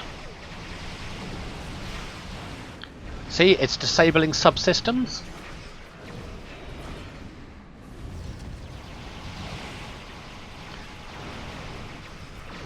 Those green beams that came out of my ship were from evasive manoeuvres, from that trait. It's the trait's way of disabling the enemy's subsystems.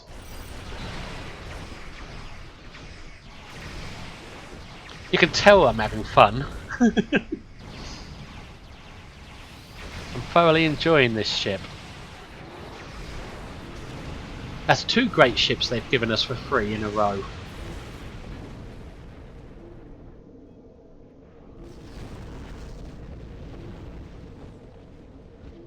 It appears the... afraid. Is there another one? What am I doing? Oh yeah, there is another one. EPS overload, emergency weapon cycle, EPS power transfer. That's powerful for an engineer. And you can also give it to other teammates as well by targeting it There's at no them. time for expect. Your time has passed. The Delta Quadrant is out. Okay, evasive maneuvers. Since then, see that green beams that come out of my ship? That's my ship disabling the enemy bridge officer abilities, I believe, if I'm interpreting things right.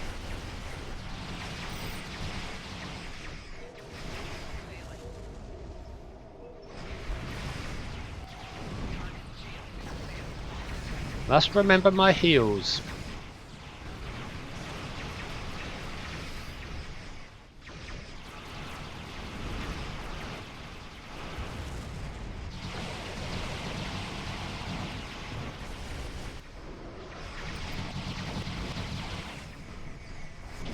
Whoa!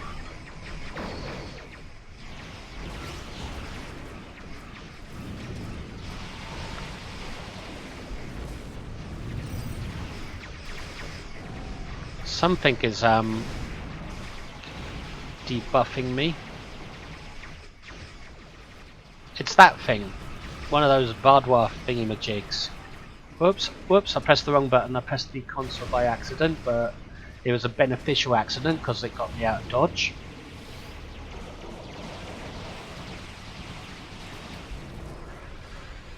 This is the world's worst piloting, but that's what happens when you're learning a ship's quirks and trying to test things out and find the sweet spot where the ship fits into your flying style. Let's try a bit of evasive maneuvers again. There's those green things. Tap targeting isn't always registering because of my internet lag.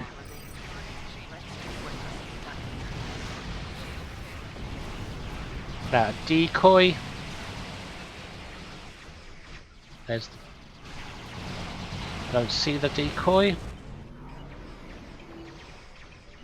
Yep, he's shooting at my decoy. He just killed it. Probably thought it was me.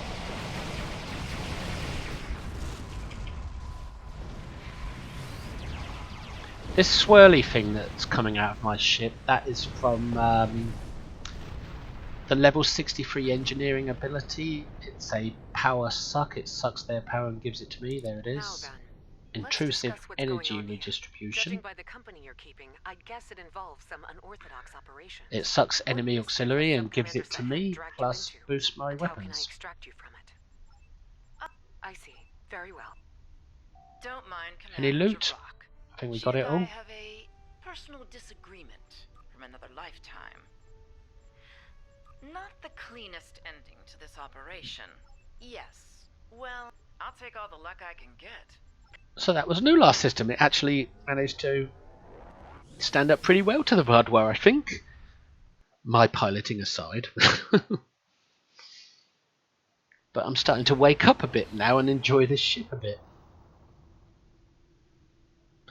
I think we'll try one of the new patrols. Another one. Because I'm getting into this now. I think we'll try within the Briars, because that's a little bit more difficult due to the Metreon gas. And I came close to death earlier there today. Because I got caught in the Metreon. I lost which direction I was headed. But look at that, it's a beautiful looking system. I'm betting the Mokai will come after us after we take out their tech. Stay sharp. I think they knocked it out of the park with these new patrols. They really did a good job making these. Some of them are frustrating and annoying, but they're good. That's the point. They're really good. A little bit of lag, but I think that's my internet Shutting that thing being a down pain in will be the easy. arse. Oh, I should be sitting still so I can do this.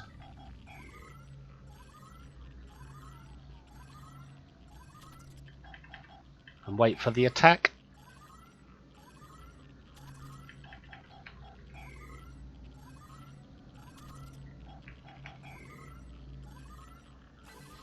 Watch it. Mokai attack ships just I think the down trick here is to lure them out of the clouds without going through Metreon on the way. Which I just did. And I used evasive maneuvers to get out, forgetting that I've got it wired to a trait.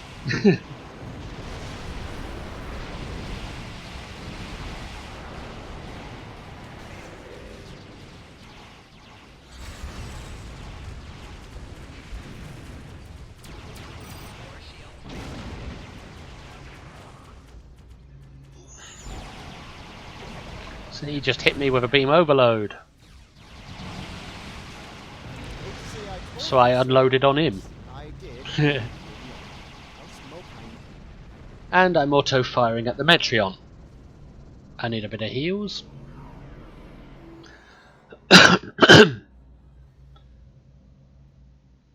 Well, I could waste engineering team, but it's passively regenerating, so that's fine.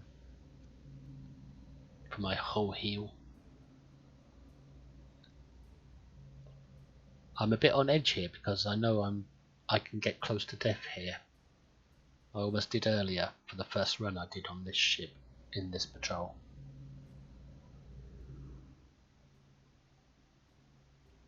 Right, the enemy should That appear was fast. first. Yep. Predictable, but fast. Now evasive maneuvers to get out and do the jumping. Hopefully that will lure them out, or at least it will give me positioning to see where they are.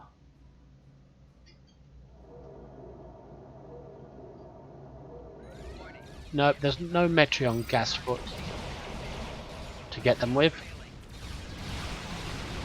but it does seem to be luring them out. They were all in a line, all lined up. I am flying a bit cautiously, more than a bit actually. I love that neutronic effect. Very sci-fi. Miraculous repairs needed there. Lucky I spotted that my hull was going down. Put a bit of dynamic on, even though I can't get a good turn rate on him.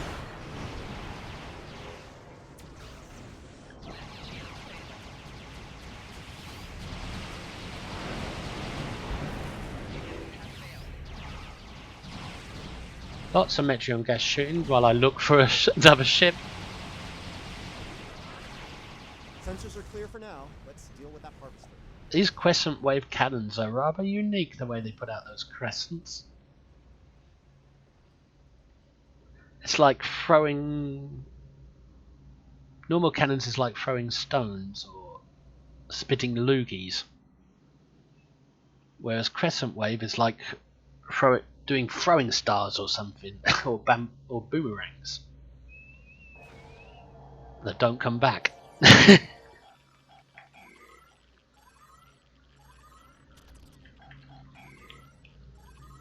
I wish they'd bring out a temporal crescent weapon, so you can have rainbow colour ones.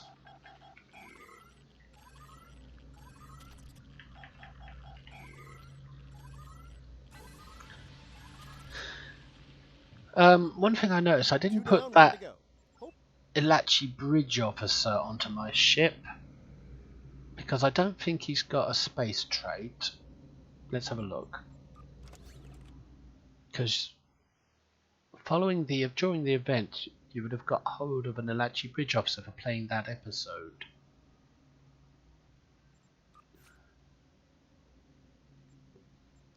And he does have a space trait which helps with the elusive nature of the Elachi because they are supposed to be silent attacks. But I didn't put him on because it would take a while to sort him out, and he's a temporal operative, I believe. until you train him up. Where's he gone?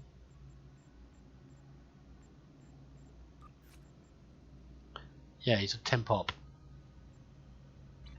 So I'd have to spend a lot of resources training him up, and this isn't a temp op ship, so without training him up it would have been too much hassle to put him on.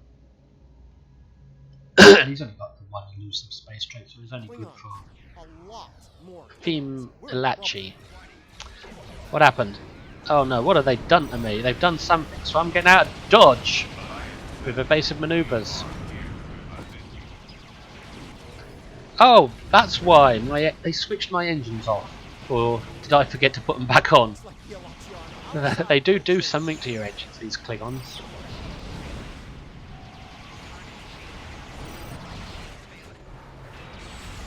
There's that Tetrion button.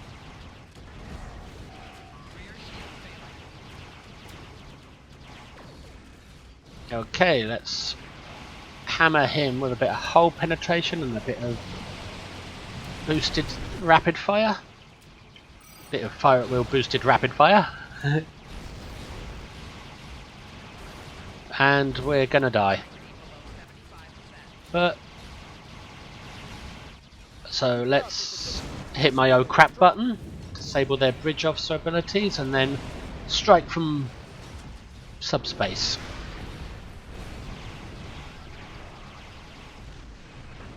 Yeah, I think that subspace thing works twice.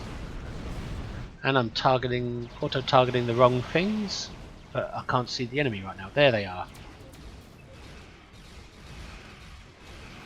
Put out heals, just to be on the safe side. Put out a decoy because I over-targeted. Targeted the one far away.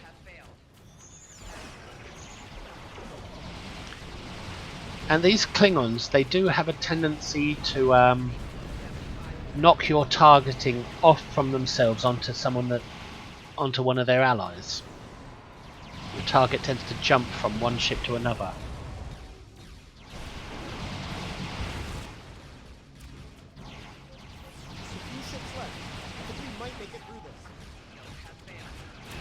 That's good to know, Stamets. We might make it through this.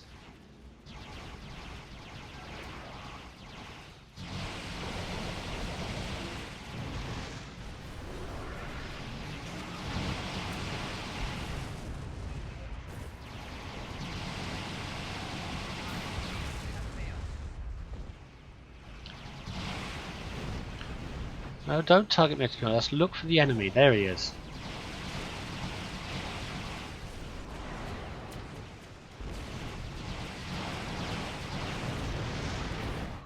So another one. There's got to be another one somewhere. Yep, there he is.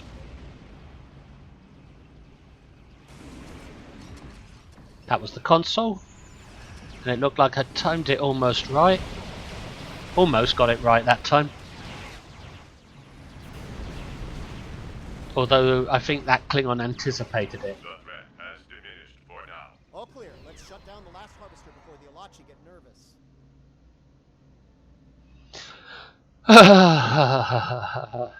I'm nervous. What's that? Phaser subsystem? Offline immunity. I don't have phasers on this ship. It probably means energy weapons. Just a tooltip error. There we go. Use the arrow keys to do this. It's like New Romulus radiation.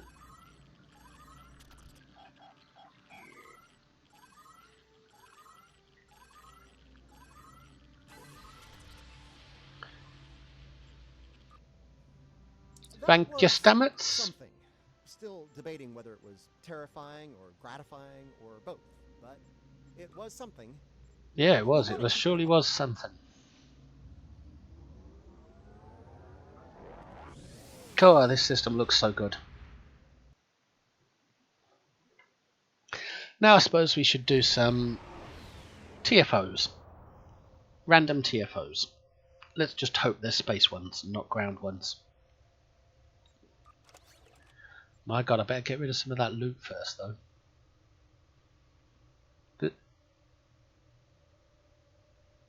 Wow, that loot is all from those few patrols. Excuse me while I do this.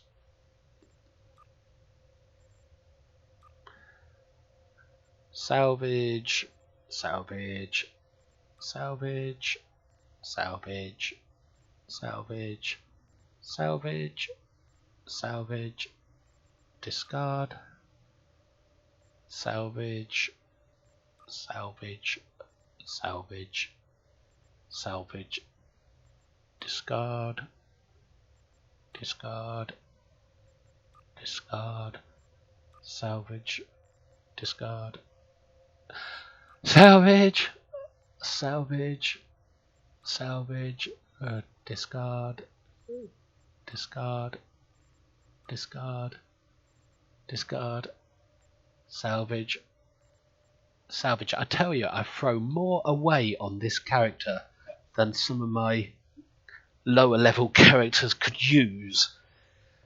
Some of the things I throw away could make a whole build for my lower level characters, but I just can't be bothered to use the account bank to transfer them over half the time.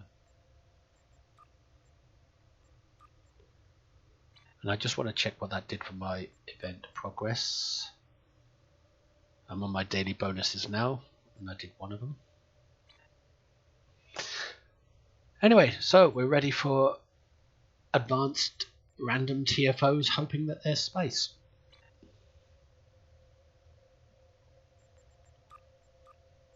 And I hope they're quick, because I need a pee. Excuse me.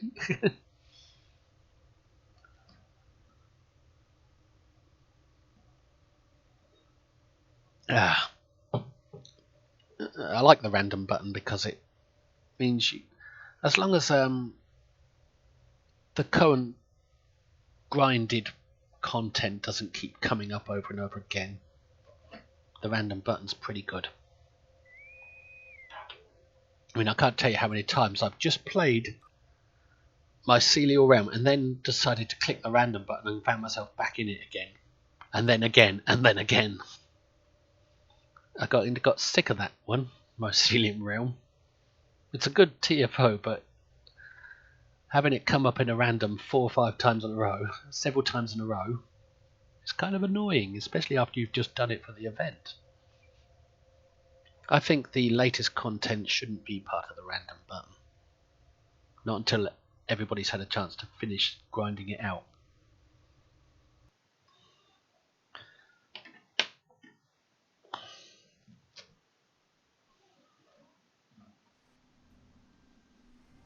Oh, and we're on ground.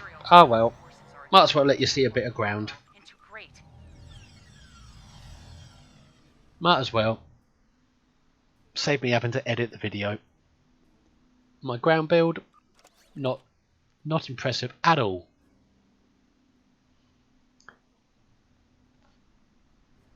Advanced fleet recoil armor for the 80% critical severity, 2-piece knuckle shield and weapon for the 2-piece bonus, I believe it is. 2% critical chance and 30% critical severity. And I'm using an upgraded anti-proton rifle from Temporal Reputation, because I kind of like it's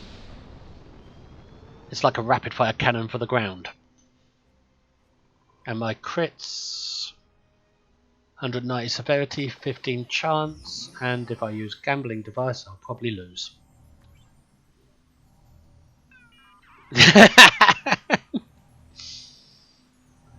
We'll try that again in a minute. So I'm not too good on the ground.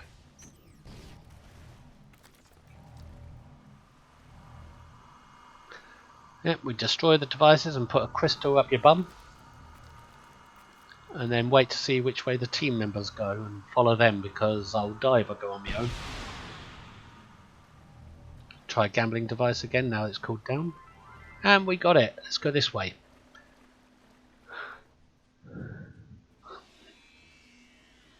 At least I've got hypos and shields and stuff.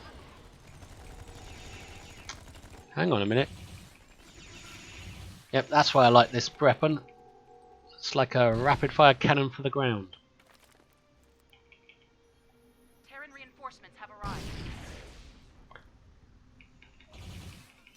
So, you're getting a bonus ground match. Not that I'm playing it too properly, I just want to get through it and get back to that Elachi spaceship. Okay, let's put out a turret. And a bubble. A placed crystal is under attack. Defend it.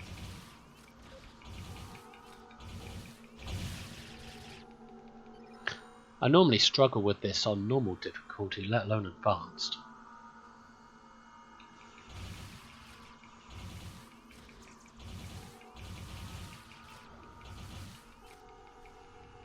But I seem to be with an okay team at the moment, so they're probably carrying me. A placed crystal is under attack. Defend it.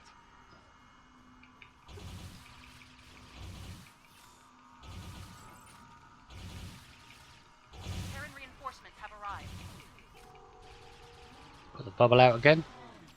The crystal has been purified. Well, that was a waste. To the next one. Waste of putting that bubble out. Right, let's follow the team. And don't get tempted to hit that, to F key that transport to Spire. I can't tell you how many times I've done that. Sound effects not working in this little spot, but that was good going for that white guy first. He was the medical Terran officer, I believe. reinforcements have arrived.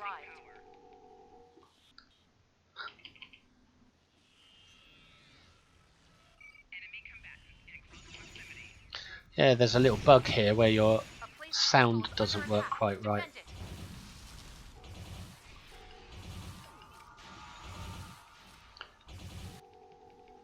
Gotta find this one.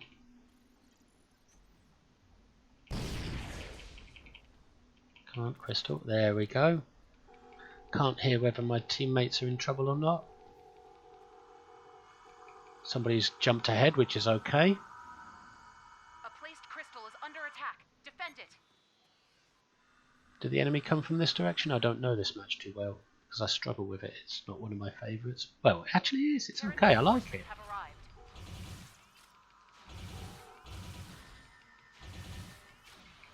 He's probably jumped ahead so we can get flank damage on the guys that are appearing.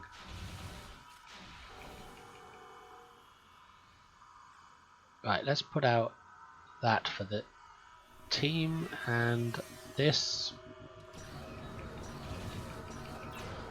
Oh, I'm held. Purified. Well, that was a waste of time. I waited too long to put them out.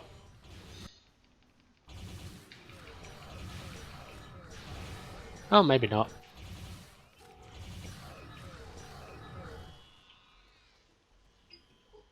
As you can see, I'm a bit clueless when it comes to ground. The only thing that helps me is a good team and epic gear. He's a ground wallet warrior with no real ability.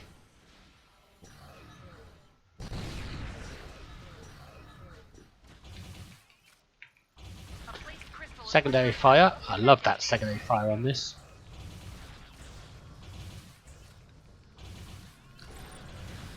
See, my firepower isn't so great that... There, place the crystal there, because that one must have got destroyed.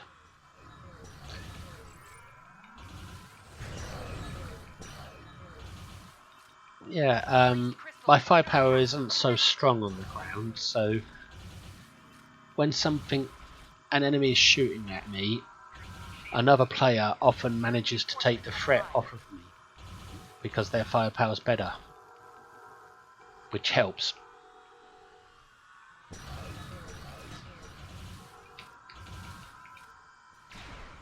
I like that. Secondary fire. It's like, sort of like a cone of anti-proton energy. I should really crouch down. Hey, leave my crystal alone. That's my crystal. Under attack. Defend it. Better put out the bubble. And the turret. And boost with engineering team that I keep forgetting to Terran use. reinforcements have arrived.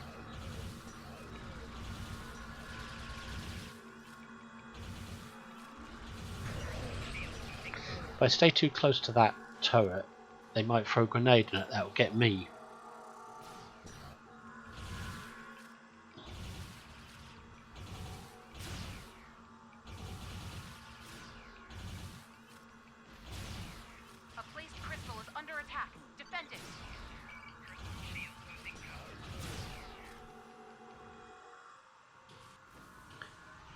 I don't think I need another bubble. Good. Right, I'm going to transport to Spire. If it will let me. And then wait to see which way the team goes. But none of them transported to Spire. Well, he's going that way, so I might as well go with him. Are you coming, dude? Good. Don't want to do this alone. Because I always die when I'm alone.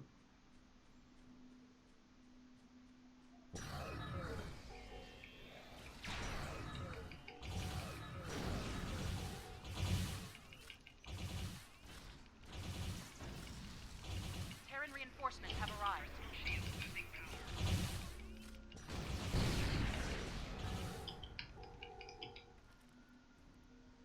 I press the F key. I always have to seem to press it twice. A placed crystal is under attack. Defend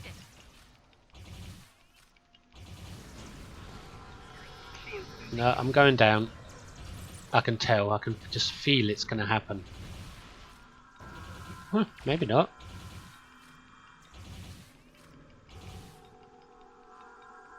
Not that I'm too bothered. I never planned for ground.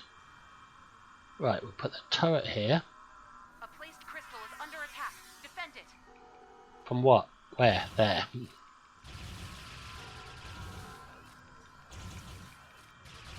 Terran reinforcements have arrived.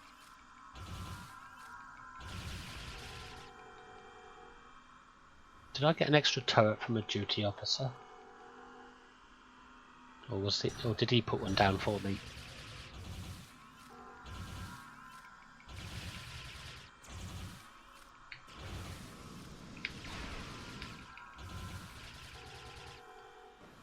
A placed crystal is under attack. Defend it.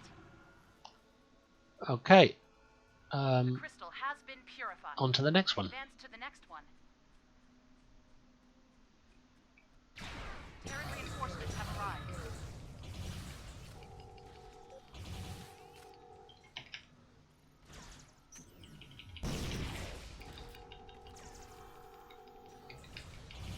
A placed crystal is under attack. Defend it.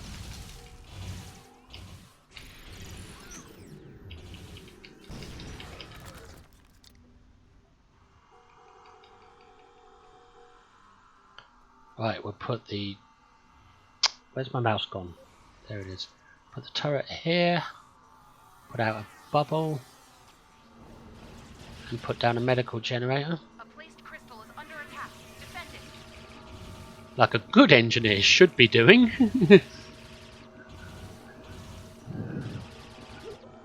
reinforcements have arrived. Did I place it in the wrong place?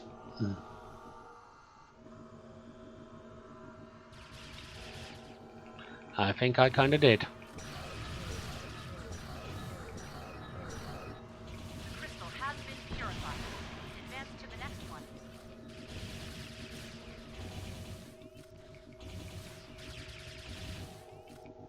Right. Is that all of them, dude? Good. Oh, he's already up there.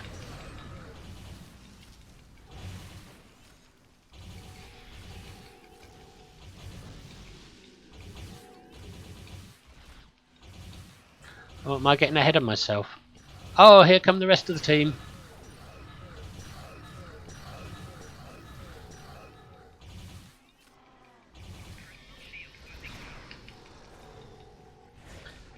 Where is that crystal? I forget where it is half the time. I'm too busy running around. Right, Terran let's reinforcements have arrived. put a turret here. A placed crystal is under attack. Defend it. Now, why did my bubble not push that grenade away when it pushes people away?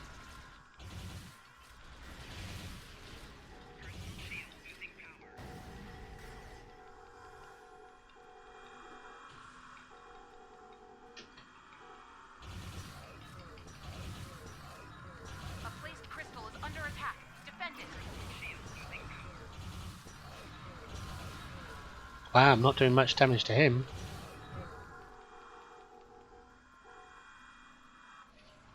Let's put out a medical generator just in case. Have arrived. And redo that bubble. Just in case people want the option for a quick heal. I know I do.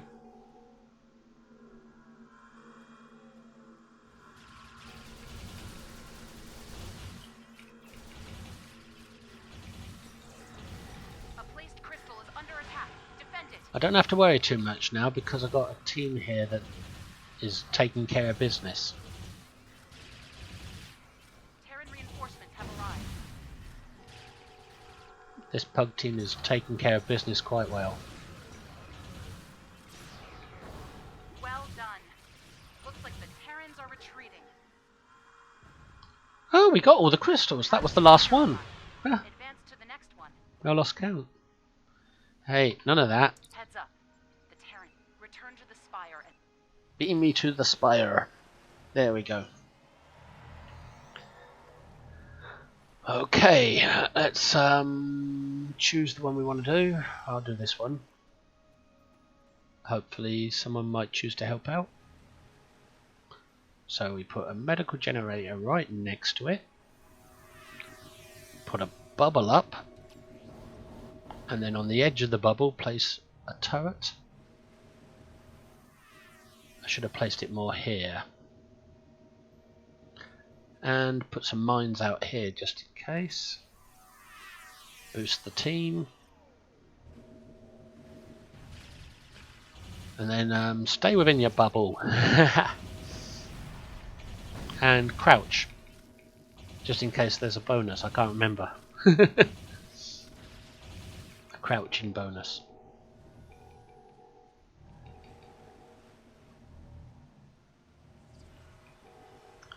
Well, I would like to shoot across there, but this weapon doesn't have the range. Oh!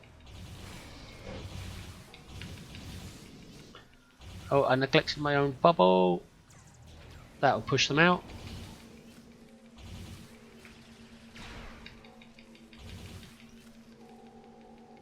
I caught them and got them trapped.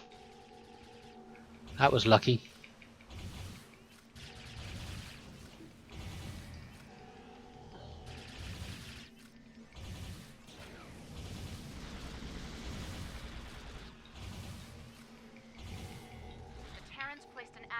by one of the routes. Destroy it, quickly! It's not my route. That's good.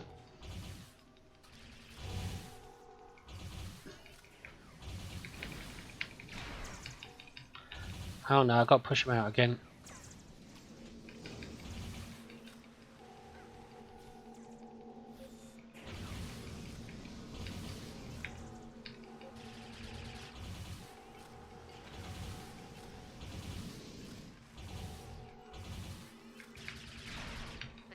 Placed an agonizer by one of the routes. Destroy it, quickly!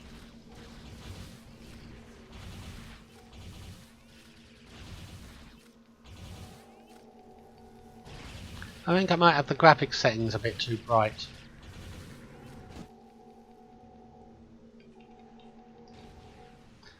Bubble.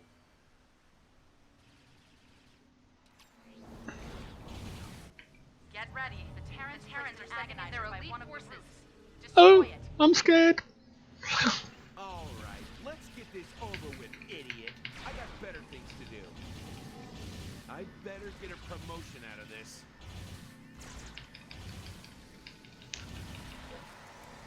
It annoys me that you can't fire while you're activating abilities on the ground. And it takes a few seconds. Oh, I never noticed that. Maybe I should have done. Did that only just occur, or did it occur ages ago?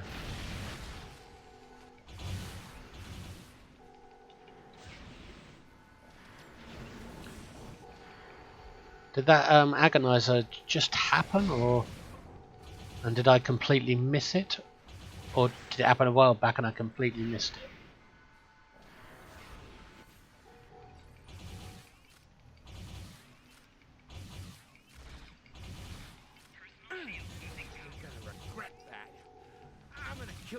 slow. A root has been corrupted. Purify it as soon as possible. Not mine. It's his. But then again, he is getting swarmed. He's getting some serious damage. Hardcore pain there. Oh, get rid of that! Do you put a second crystal up or not? I never figured that out. Root has been corrupted. Purify it as soon as possible.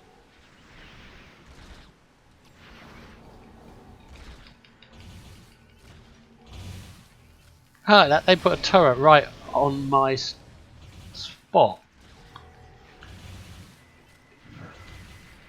No, I can't put a second crystal down. The Terrans placed an agonizer by one of the roots. Destroy it, quickly. Okay, you want to play hardball.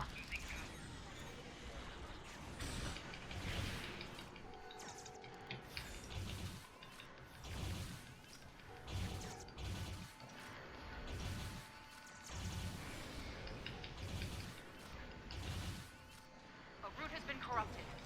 Purify it as soon as possible. Now I'm dying.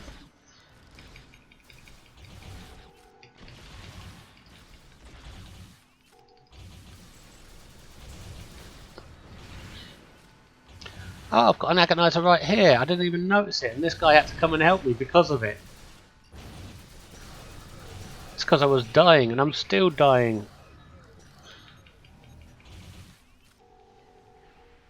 The Terrans placed an agonizer by one of the roots. Destroy it, quickly. Looks like the Terrans have given up. Well, I survived, even though I screwed up a bit. My team and I will continue to observe. I screwed up so much that that guy had to come over and help. We'll send word. That's rather embarrassing. Cabo safe. Thanks. But still, I'm proud of the fact I didn't die. I managed to keep myself alive, even though my health went down a couple of times and I went to black and white screen there. Well, stop him eventually, by gum. Oh, there's an agonizer there. But I don't think my route was compromised at any point, but I'll have to check the video back to know for sure.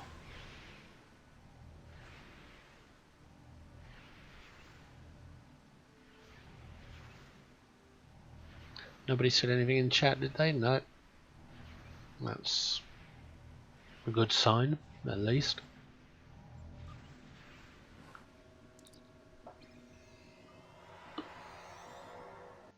So we still got to do our first TFO with the ship. A bonus ground match there.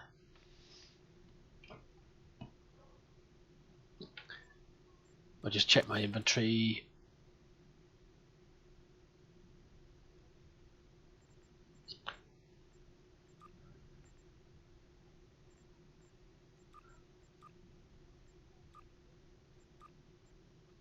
There we go. Now, come on now, give me a space match. A nice easy one. Something suitable for a ship like this.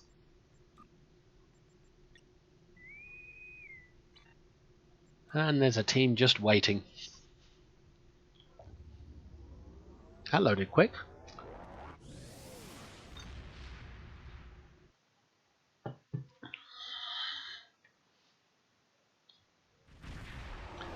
Kittamar.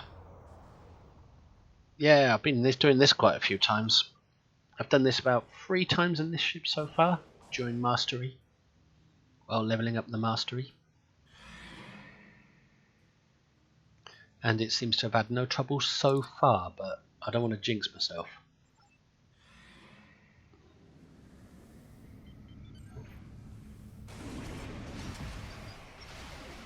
I think I mistimed that. That was the ship's console. So that means I've got to increase my speed to get out of the way. I've switched off its bridge officer abilities, but somebody really killed it quick. Now, I would go for the probes, but I think there's a good player in here who can handle that. This time forward, your culture will adapt to service ours. Turrets! We'll save the special abilities for when the cube appears. Now come on cube, there you are.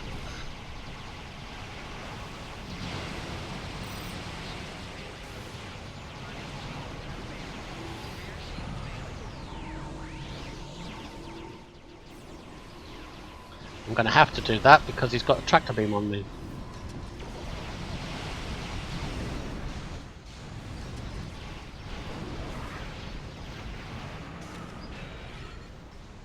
Yeah, my concentration is off.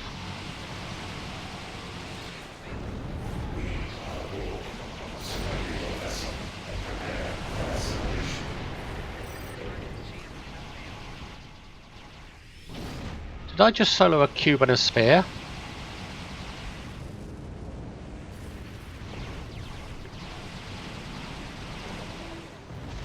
In a ship with unupgraded weapons? Come on, turn properly. Now I can afford to stop here for a moment. Reverse because I'm feeling a little too close. And really hammer it. Hear that spacebar spam. Little bee pork.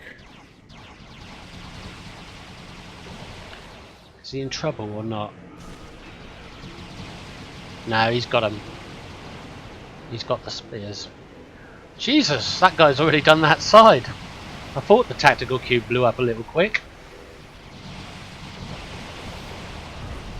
He must have some big cast DPS. Which... I keep letting things distract me. Did I just spore jump? Yeah, I hit evasive manoeuvres to get across to the other side, forgetting that it was hooked up to a trait. This is a real high speed match. Real high speed! Which is fine by me.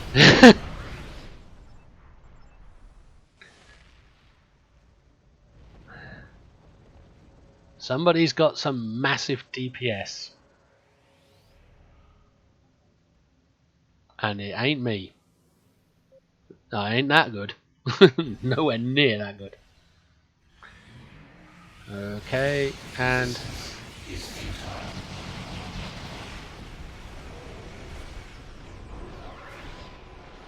What the hell is my torpedoes doing?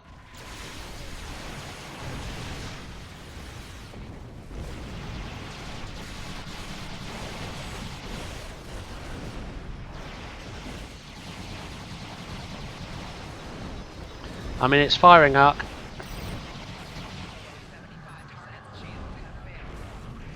That was lucky, it cloaked before it fired, I think. I think I was a bit too zoomed in on my ship and... Well, excuses, excuses. And I got too close, so she cloaked. If that's still a thing, but I don't think it is anymore. Distractions all the time. We'll be able to get in there before they blow it, that's okay. Did it blow?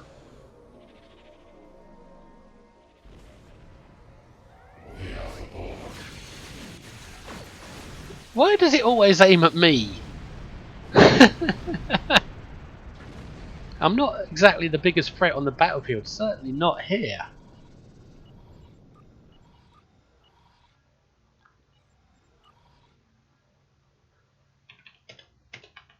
I have to give them a good game since they gave us a good game.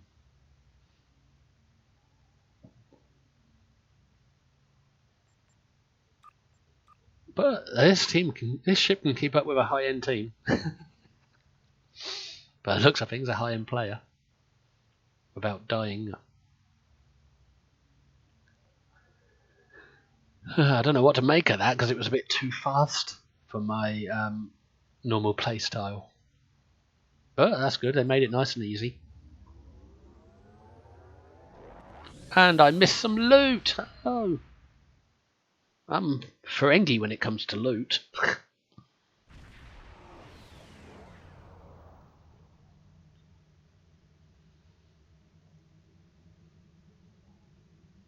Okay, let's join another one then. Well, actually check the inventory first.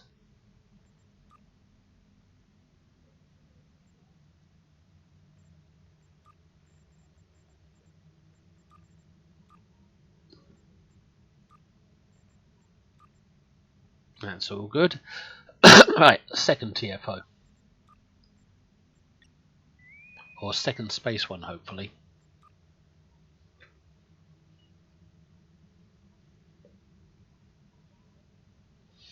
This ship's getting a real test today. But I think a lot of people will own this ship since it's a free one, so I wanted to go into extra detail with it.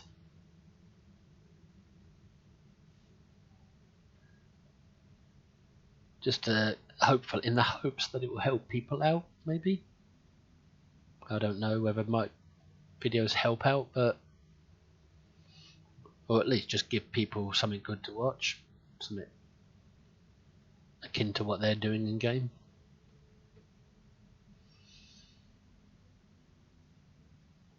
Anyway, we've got a team. A random team has been assembled. Now we wait for the map to load, whatever map it's going to be.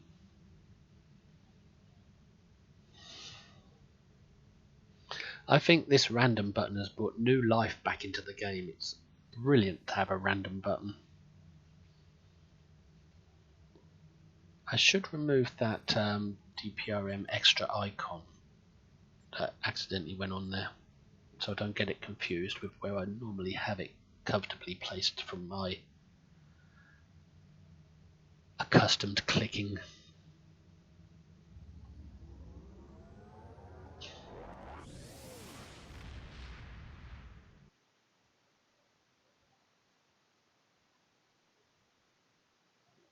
So what do we got? Another Borg one. I won't be combat metering because I get too caught up in DPS and I don't want to do that anymore. I just want to check my loadout, make sure it's unsafe changes, even though I made no changes.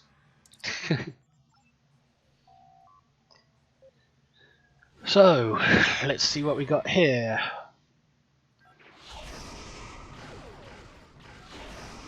Slow rolling, let the DPSs have their spike moment.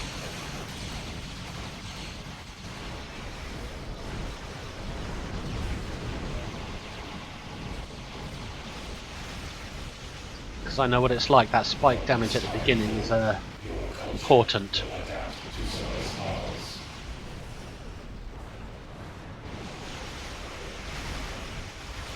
And I'm too zoomed in on my ship again.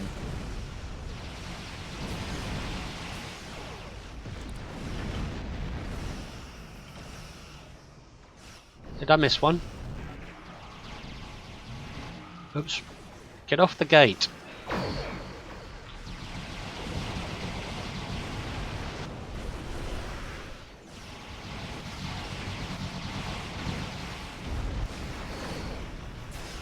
What's happening to that cube? Somebody's got something I haven't seen before.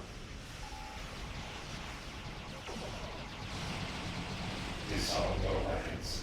You will escort us to your own world, where we will begin assimilating your culture and technology. Right, let's get a bit further away so I don't take too much threat. Stop, fire, unload.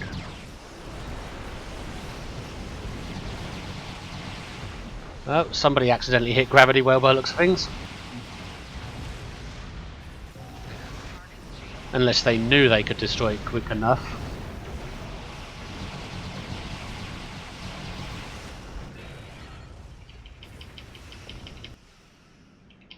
Hang on, I'm lagged. I've got lag. I paused there because of lag. It's time for your culture will adapt to service ours.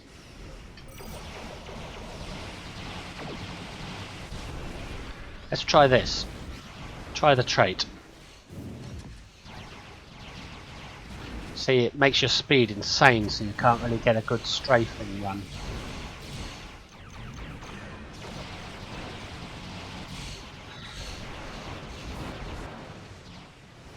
Maybe I should remodulate. Haven't done that yet because I haven't taken any damage. Get off the gate. Get off the gate. Now I used evasive maneuvers already. Come on. Come on. There we are. Nope. Bloody hell, friggin' get me across to the other side or I'm not part of the team.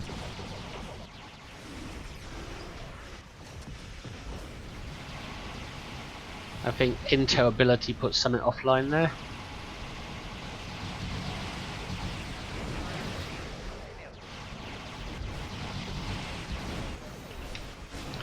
I hate Beacon of Kalos. I use it myself, so that's a bit hypocritical of me, but I hate it. Because it means you can't see your target.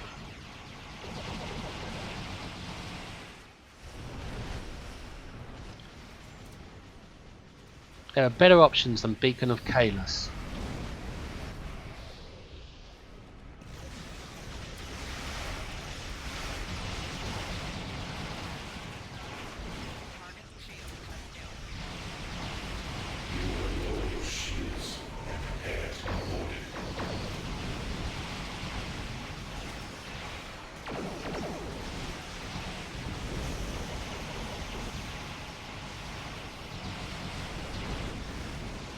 I should have passed this, it's looking good.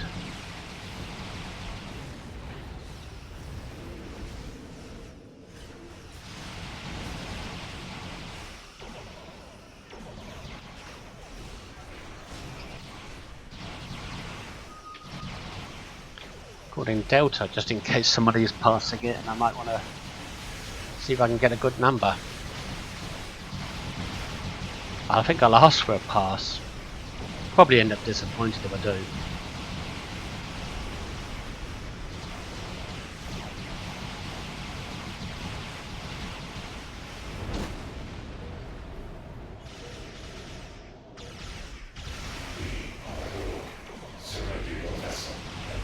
Maybe I should go for flank damage. That means having to fly past and not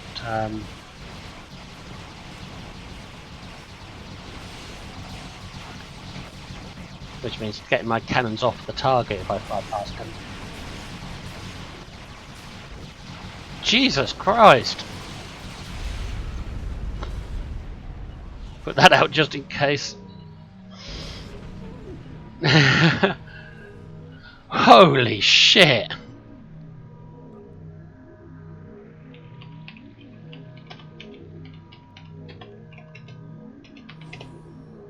I asked for a pass because I'm curious now.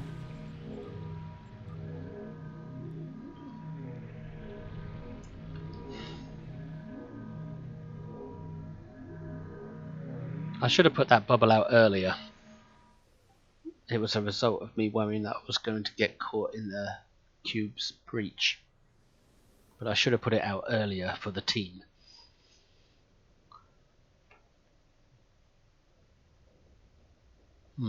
Let's wait. No, nobody passed by the looks of things.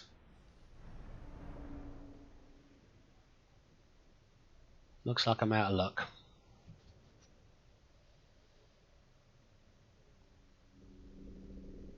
But it did seem like a good run.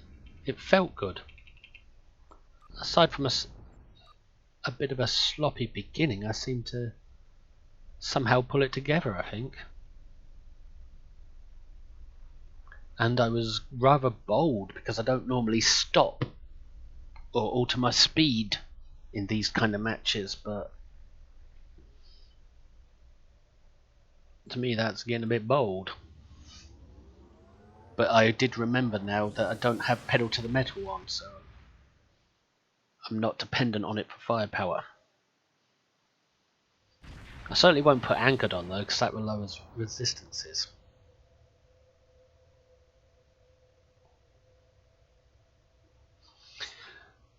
So Kittimer and ISA in the same video, wow. And I think I'm going to do another TFO. I just hope it isn't Cure, I hope it's something non-Borg.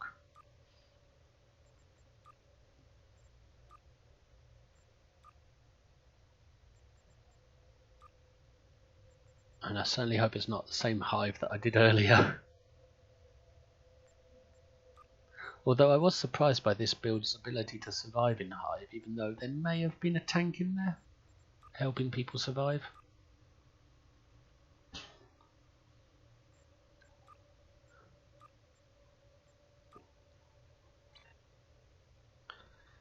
Anyway, one more TFO, then we'll wrap it up. And let's just hope it's a space one that isn't Borg. Counterpoint would be very difficult. I always find that one difficult. I wouldn't mind the Undyne one. Cronus. Oh, we've got another bonus ground mission then. And this always fails on advanced. Actually, no, it fails on normal. It's advanced, so you should get it right. Our team will reprogram the Herald's devices to reveal more iconic. I usually end up pressing the device too quickly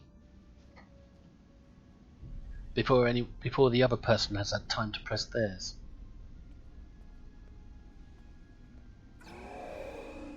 But some bonus ground missions thrown into this Elachi ship video. Or else the network will reset them.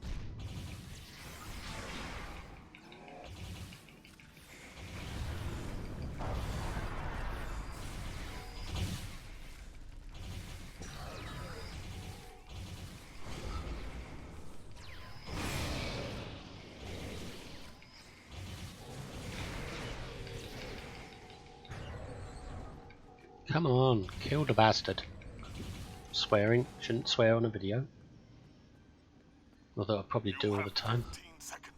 Where is it? There it is. Stand behind it so you don't get spotted while you deactivate. There it goes. No, the other person didn't do it. I did it too soon as usual. Come on, do it again. Don't fight the enemy! Just disable the device. The devices are resetting. Synchronize and try again. Initiate shutdown. Are you going to shut it down this time, whoever's on the other one? You have 15 seconds to disable the other two Iconian devices simultaneously.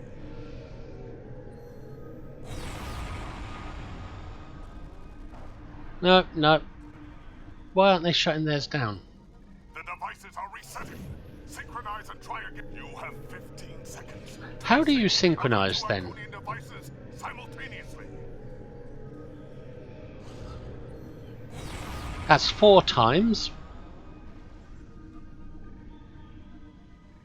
The devices are resetting.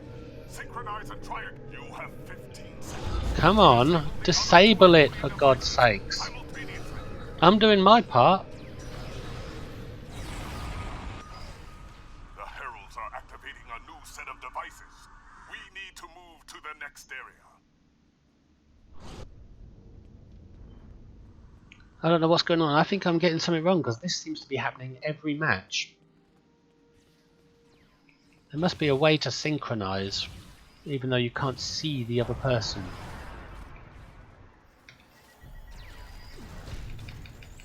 Well, my weapon didn't fire. My secondary attack. I think that's a bug in this. With this, it doesn't always fire the way you want it to.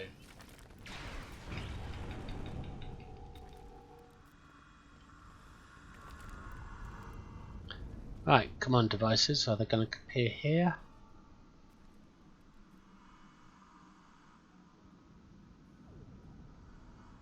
I'm not doing that. I always get shouted at when I do that. Oh, they're probably going for optional. I forgot about that. Ground makes me angry. And for no good reason.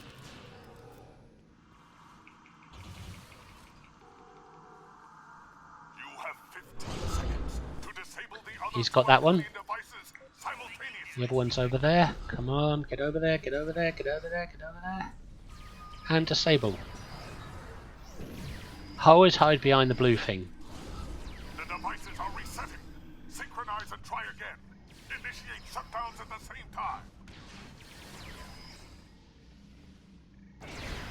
You have 15 seconds to disable the other 2 Iconian devices simultaneously.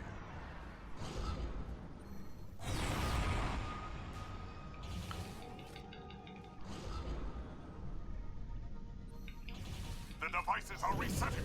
You missed it that time. Initiate shutdowns at the... You have 15 seconds to disable the other 2 Iconian devices Again? simultaneously.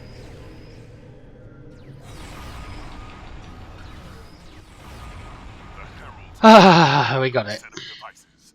Proceed to that location. This is one of those matches where you shouldn't really care about optionals because they never work out. It's like in Counterpoint, nobody gives a shit about optionals in that match anymore.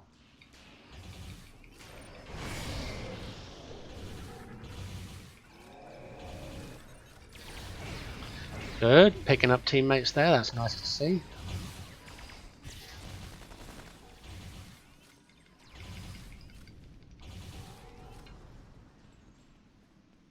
Release the tugs! You have 15 seconds to disable the other 2 Iconian devices simultaneously.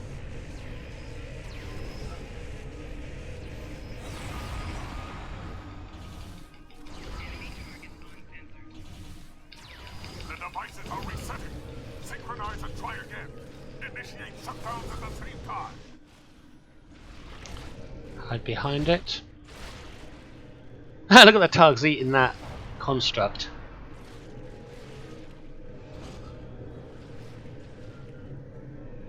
Come on, device. I want to deactivate you. Where's the F key? Why isn't it? Come on, device.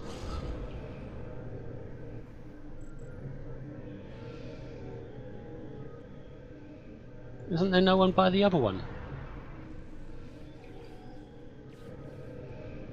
Do I have to break cover to... You have 15 Here we go. seconds to disable the other 2 Iconian devices simultaneously. You have to tank the threat when you're disabling the device. You can't continue to fight. It's possible, but it's easier just to hide. A good team will get it every time like that.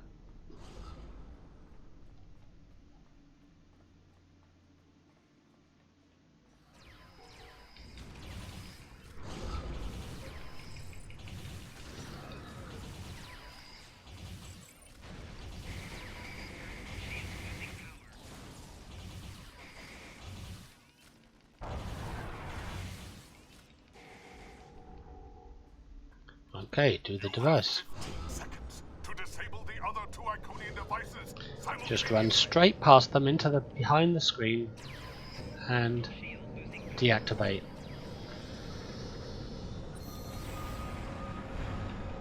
The devices are resetting.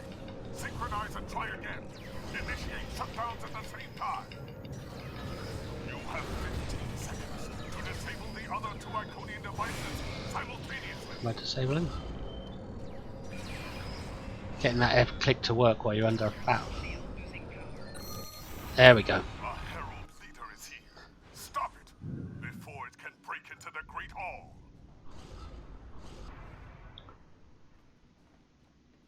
Well, forget that construct over there. I just want to get through this and get back to my ship.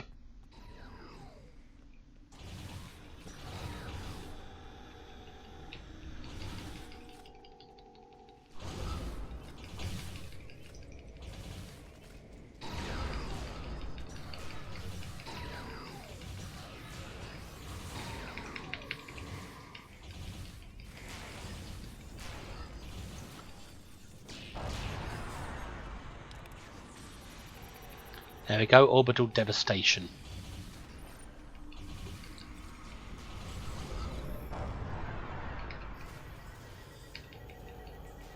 Why does it do that sometimes? Puts out a beam instead of a cone. Like a targeting beam. Come on. Was that it? Did we get him? Or was he still out there somewhere?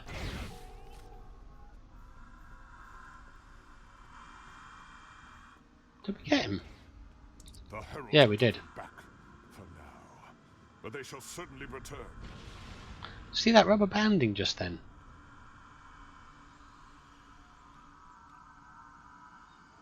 That made me a little miserable, that ground match. I don't know if I was doing something wrong or something that I couldn't see was going on. But my strategy with this is to run behind the portal on the device where you can hide successfully and activate it as many times as you like. Deactivate it as many times as you like.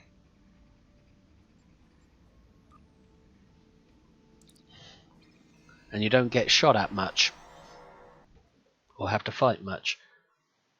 And I think 2 designated people for that, while the other 3 hold off the threat.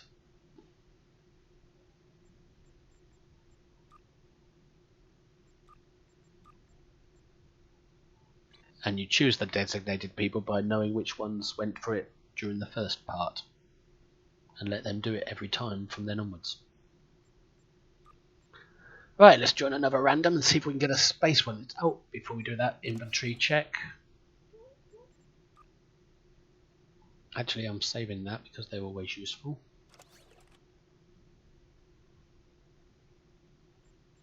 Salvage, salvage, click, click, collect. Delta mark, no, Iconian this time. Join random.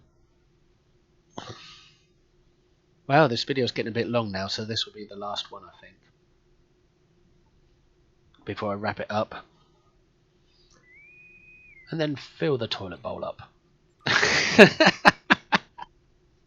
I'm busting. And it's distracting. I wonder what we get this time. Please let it be a space one. Any space one at this point.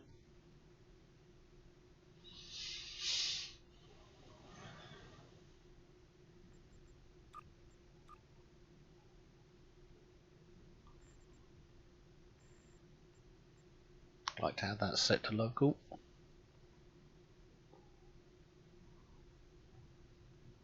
Load up. We've got the team, now we need to load the match.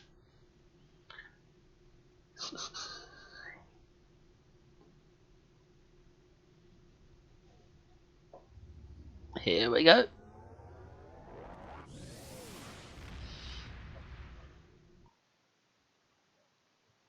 Come on, space, space, space. Oh crap. We got a difficult one here. This is a difficult match. Okay then.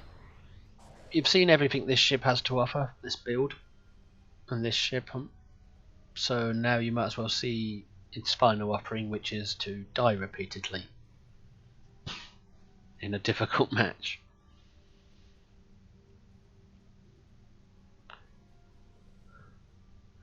Looks like somebody else has got this ship.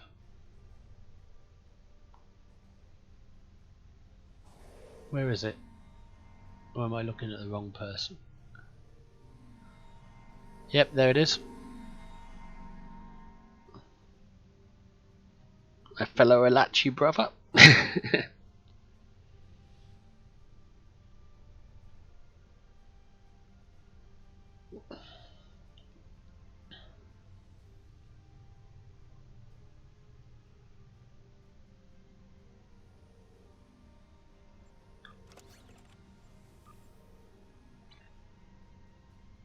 Unsaved changes.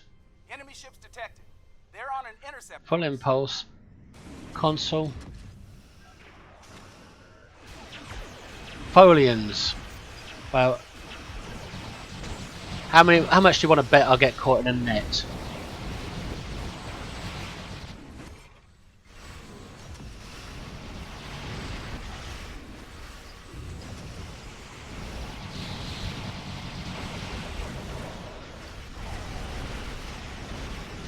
target the right bloody thing for once.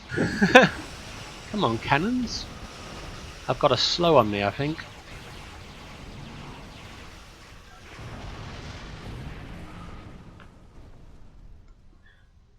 Right, I don't know what the best... The parts are ready. Scan the satellites to activate them. I don't know what the best way to activate these are, whether it's tactical, science, or engineering for particular ones, but my clickies aren't working so well. My mouse, I mean. I heard there was a specific ones each career path is supposed to activate, but I don't know which ones, so I'm just going to activate them all. Screw it. Nobody really cares.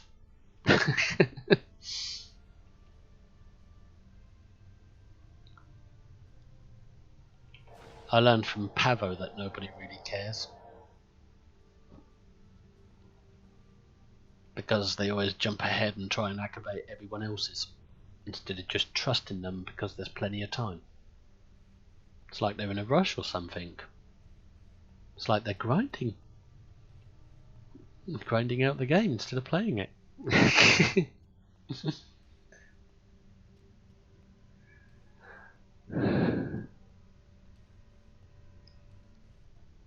Come on, Geordie, pull your finger out. Picking up multiple enemy signals on sensors. Get ready. Okay, I'm not going to rush it.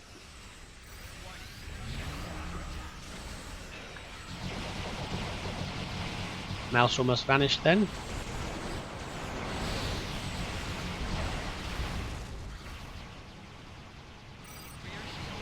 Had to heal.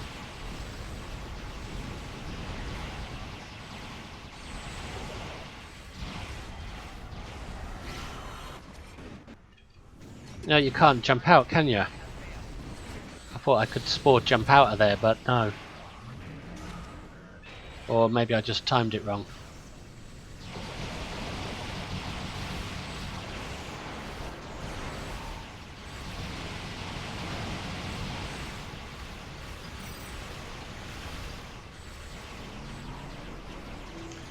I'm too close to my ship again.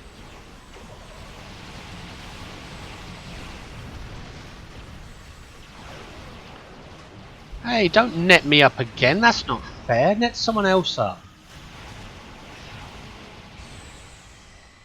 Yeah. There, that'll teach her.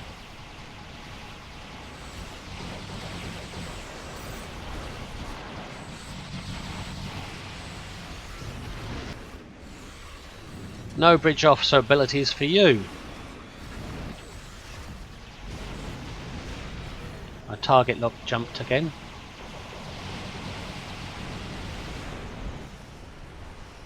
This match is a real test. But I am experiencing either lag or debuff, I can't tell. I wonder which is the more likely.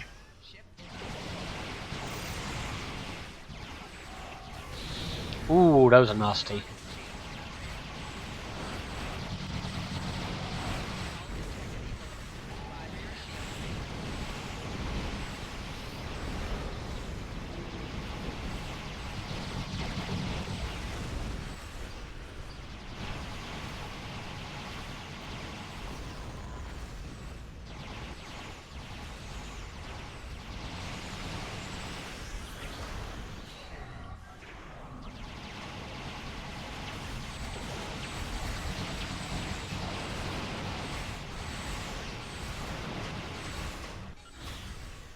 Stop deflecting my target log, Polian. Don't you want to die? It's almost as if you want to survive this.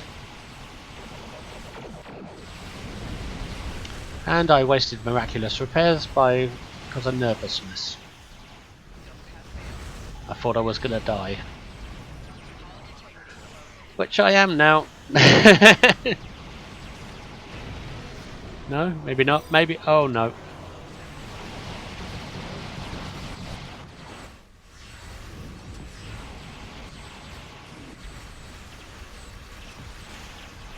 Come on. Come on, turrets, don't let me down.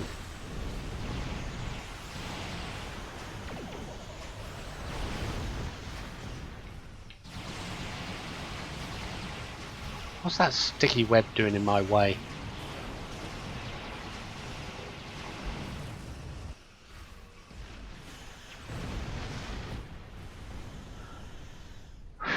This is getting intense.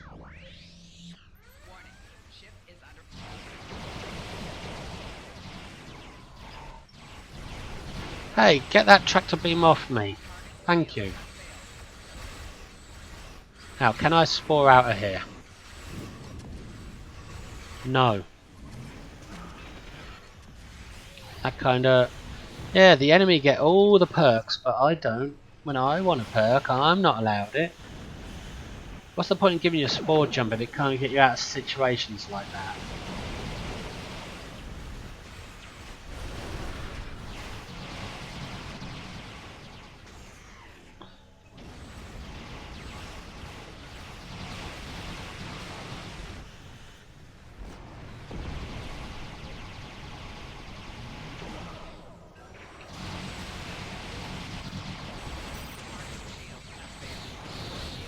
Not another friggin' net! Come on!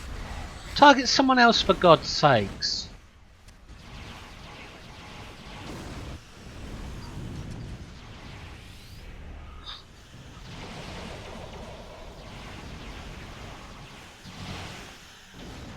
Sometimes it unfairly targets players.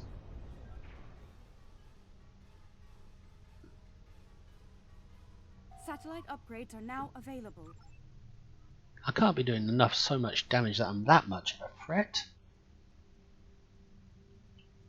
That they keep targeting me because I find it unfair.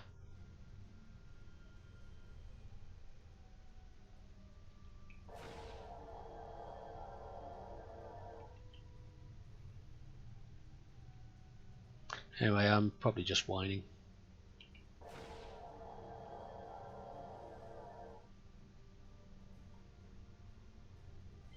Must remember not to hit full impulse.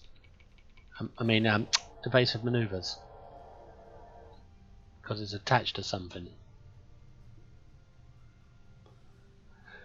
Anyway, this is going to be a pretty good test for this ship because you can see me going through all the range of emotions of a match that isn't too easy or unchallenging or anything like that. Full range of emotions going on. Scared to death that I'm gonna die. And moaning that it's not easy enough. Picking up the enemy flagships. Hang on up there. Uh-oh, uh-oh, uh-oh, uh-oh, and I've already engaged him like an idiot.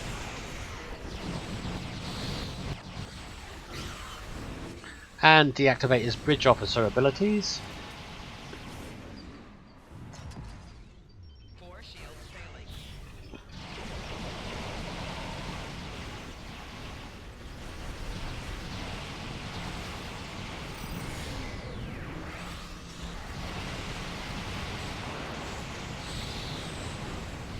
Bit of Tetri on there just in case I could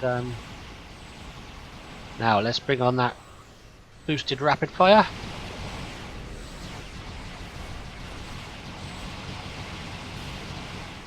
And it was enough that time.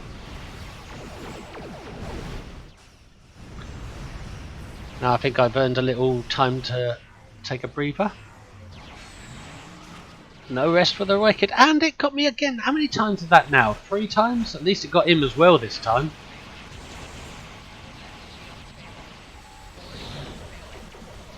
Anti-time. Got to cop out and get my own ship button because I'm starting to get sensory overload. So I need a time to think.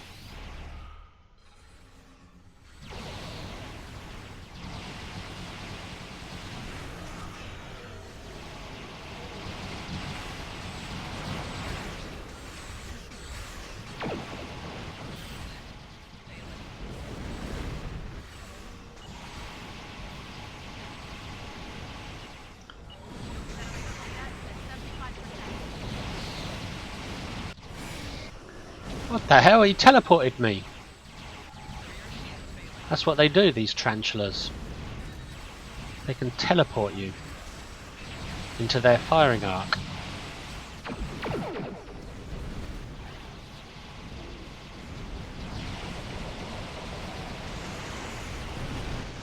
Oh, I love that neutronic.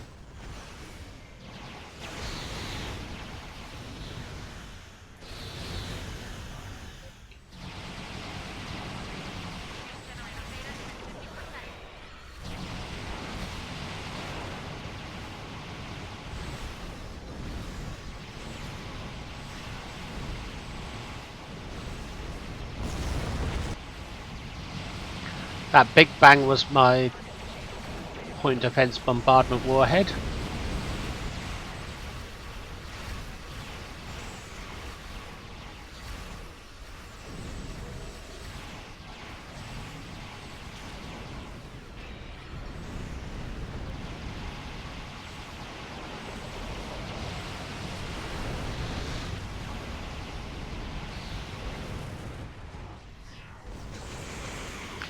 Not again! I haven't got the speed to get out of it either. It's not fair. Miraculous repairs will keep me alive. Now let's get some distance. Even though I seem to have a slow put on me. Either that or that ship is just that big. Now rapid.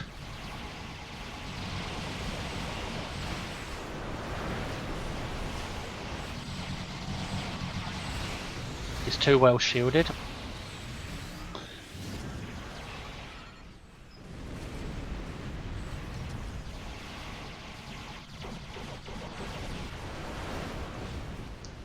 I lost my mouse in all that spam. Oh great man, he put out a bubble. I forget to do that sometimes.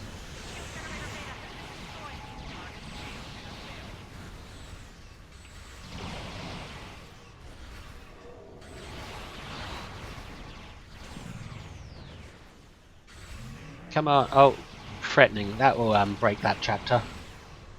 Diversionary tactics will break that tractor on me. Seem to have a good hold on me. Point defense again. Although I don't see it out there in amongst all the spam.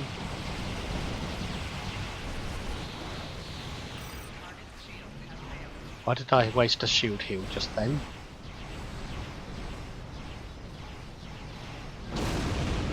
There's my point defense.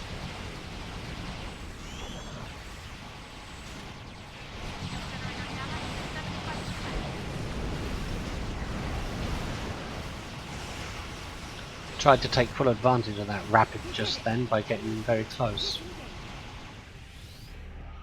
Wow! Well, all's right with the world again since I survived. Looks like the assault is over, at least for now. Generator's protected 2 or 3 because nobody pets the middle one, because who gives a crap, eh? We'll be ready. Lucari marks and probably some of those colony things, yep. Colony luxury provisions and battery provisions. But yeah, survived!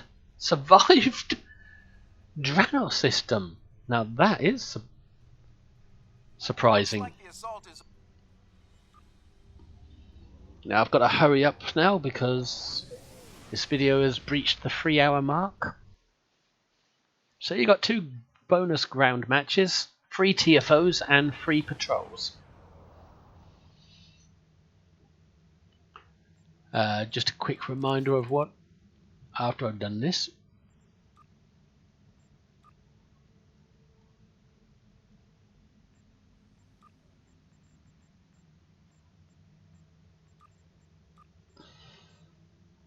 $105 marks. Anyone else get that when you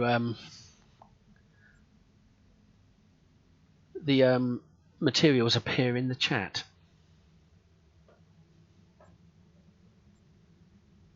When you open a box. Anyway, reminder of what I was using. Elachi weapons that came with the ship, not upgraded. Neutronic torpedo, colony deflector and warp core. Nukara engine and shield, vulnerability locators, the ship's console, DPRM and its pair, and 2 low restore consoles, and a lot of shield drains, and the ship's trait as well. Anyway, I have to end this video now because I need a break. I hope you enjoyed it. If you did, please add a like, a subscribe if you really liked it, and hopefully some of you might give me a comment and let me know how my videos are doing. And if you really like it, please share. Anyway, this is Alt Lexington in his Elachi Qulash Frigate, saying thank you for watching, enjoy your free ship if you got it, and bye.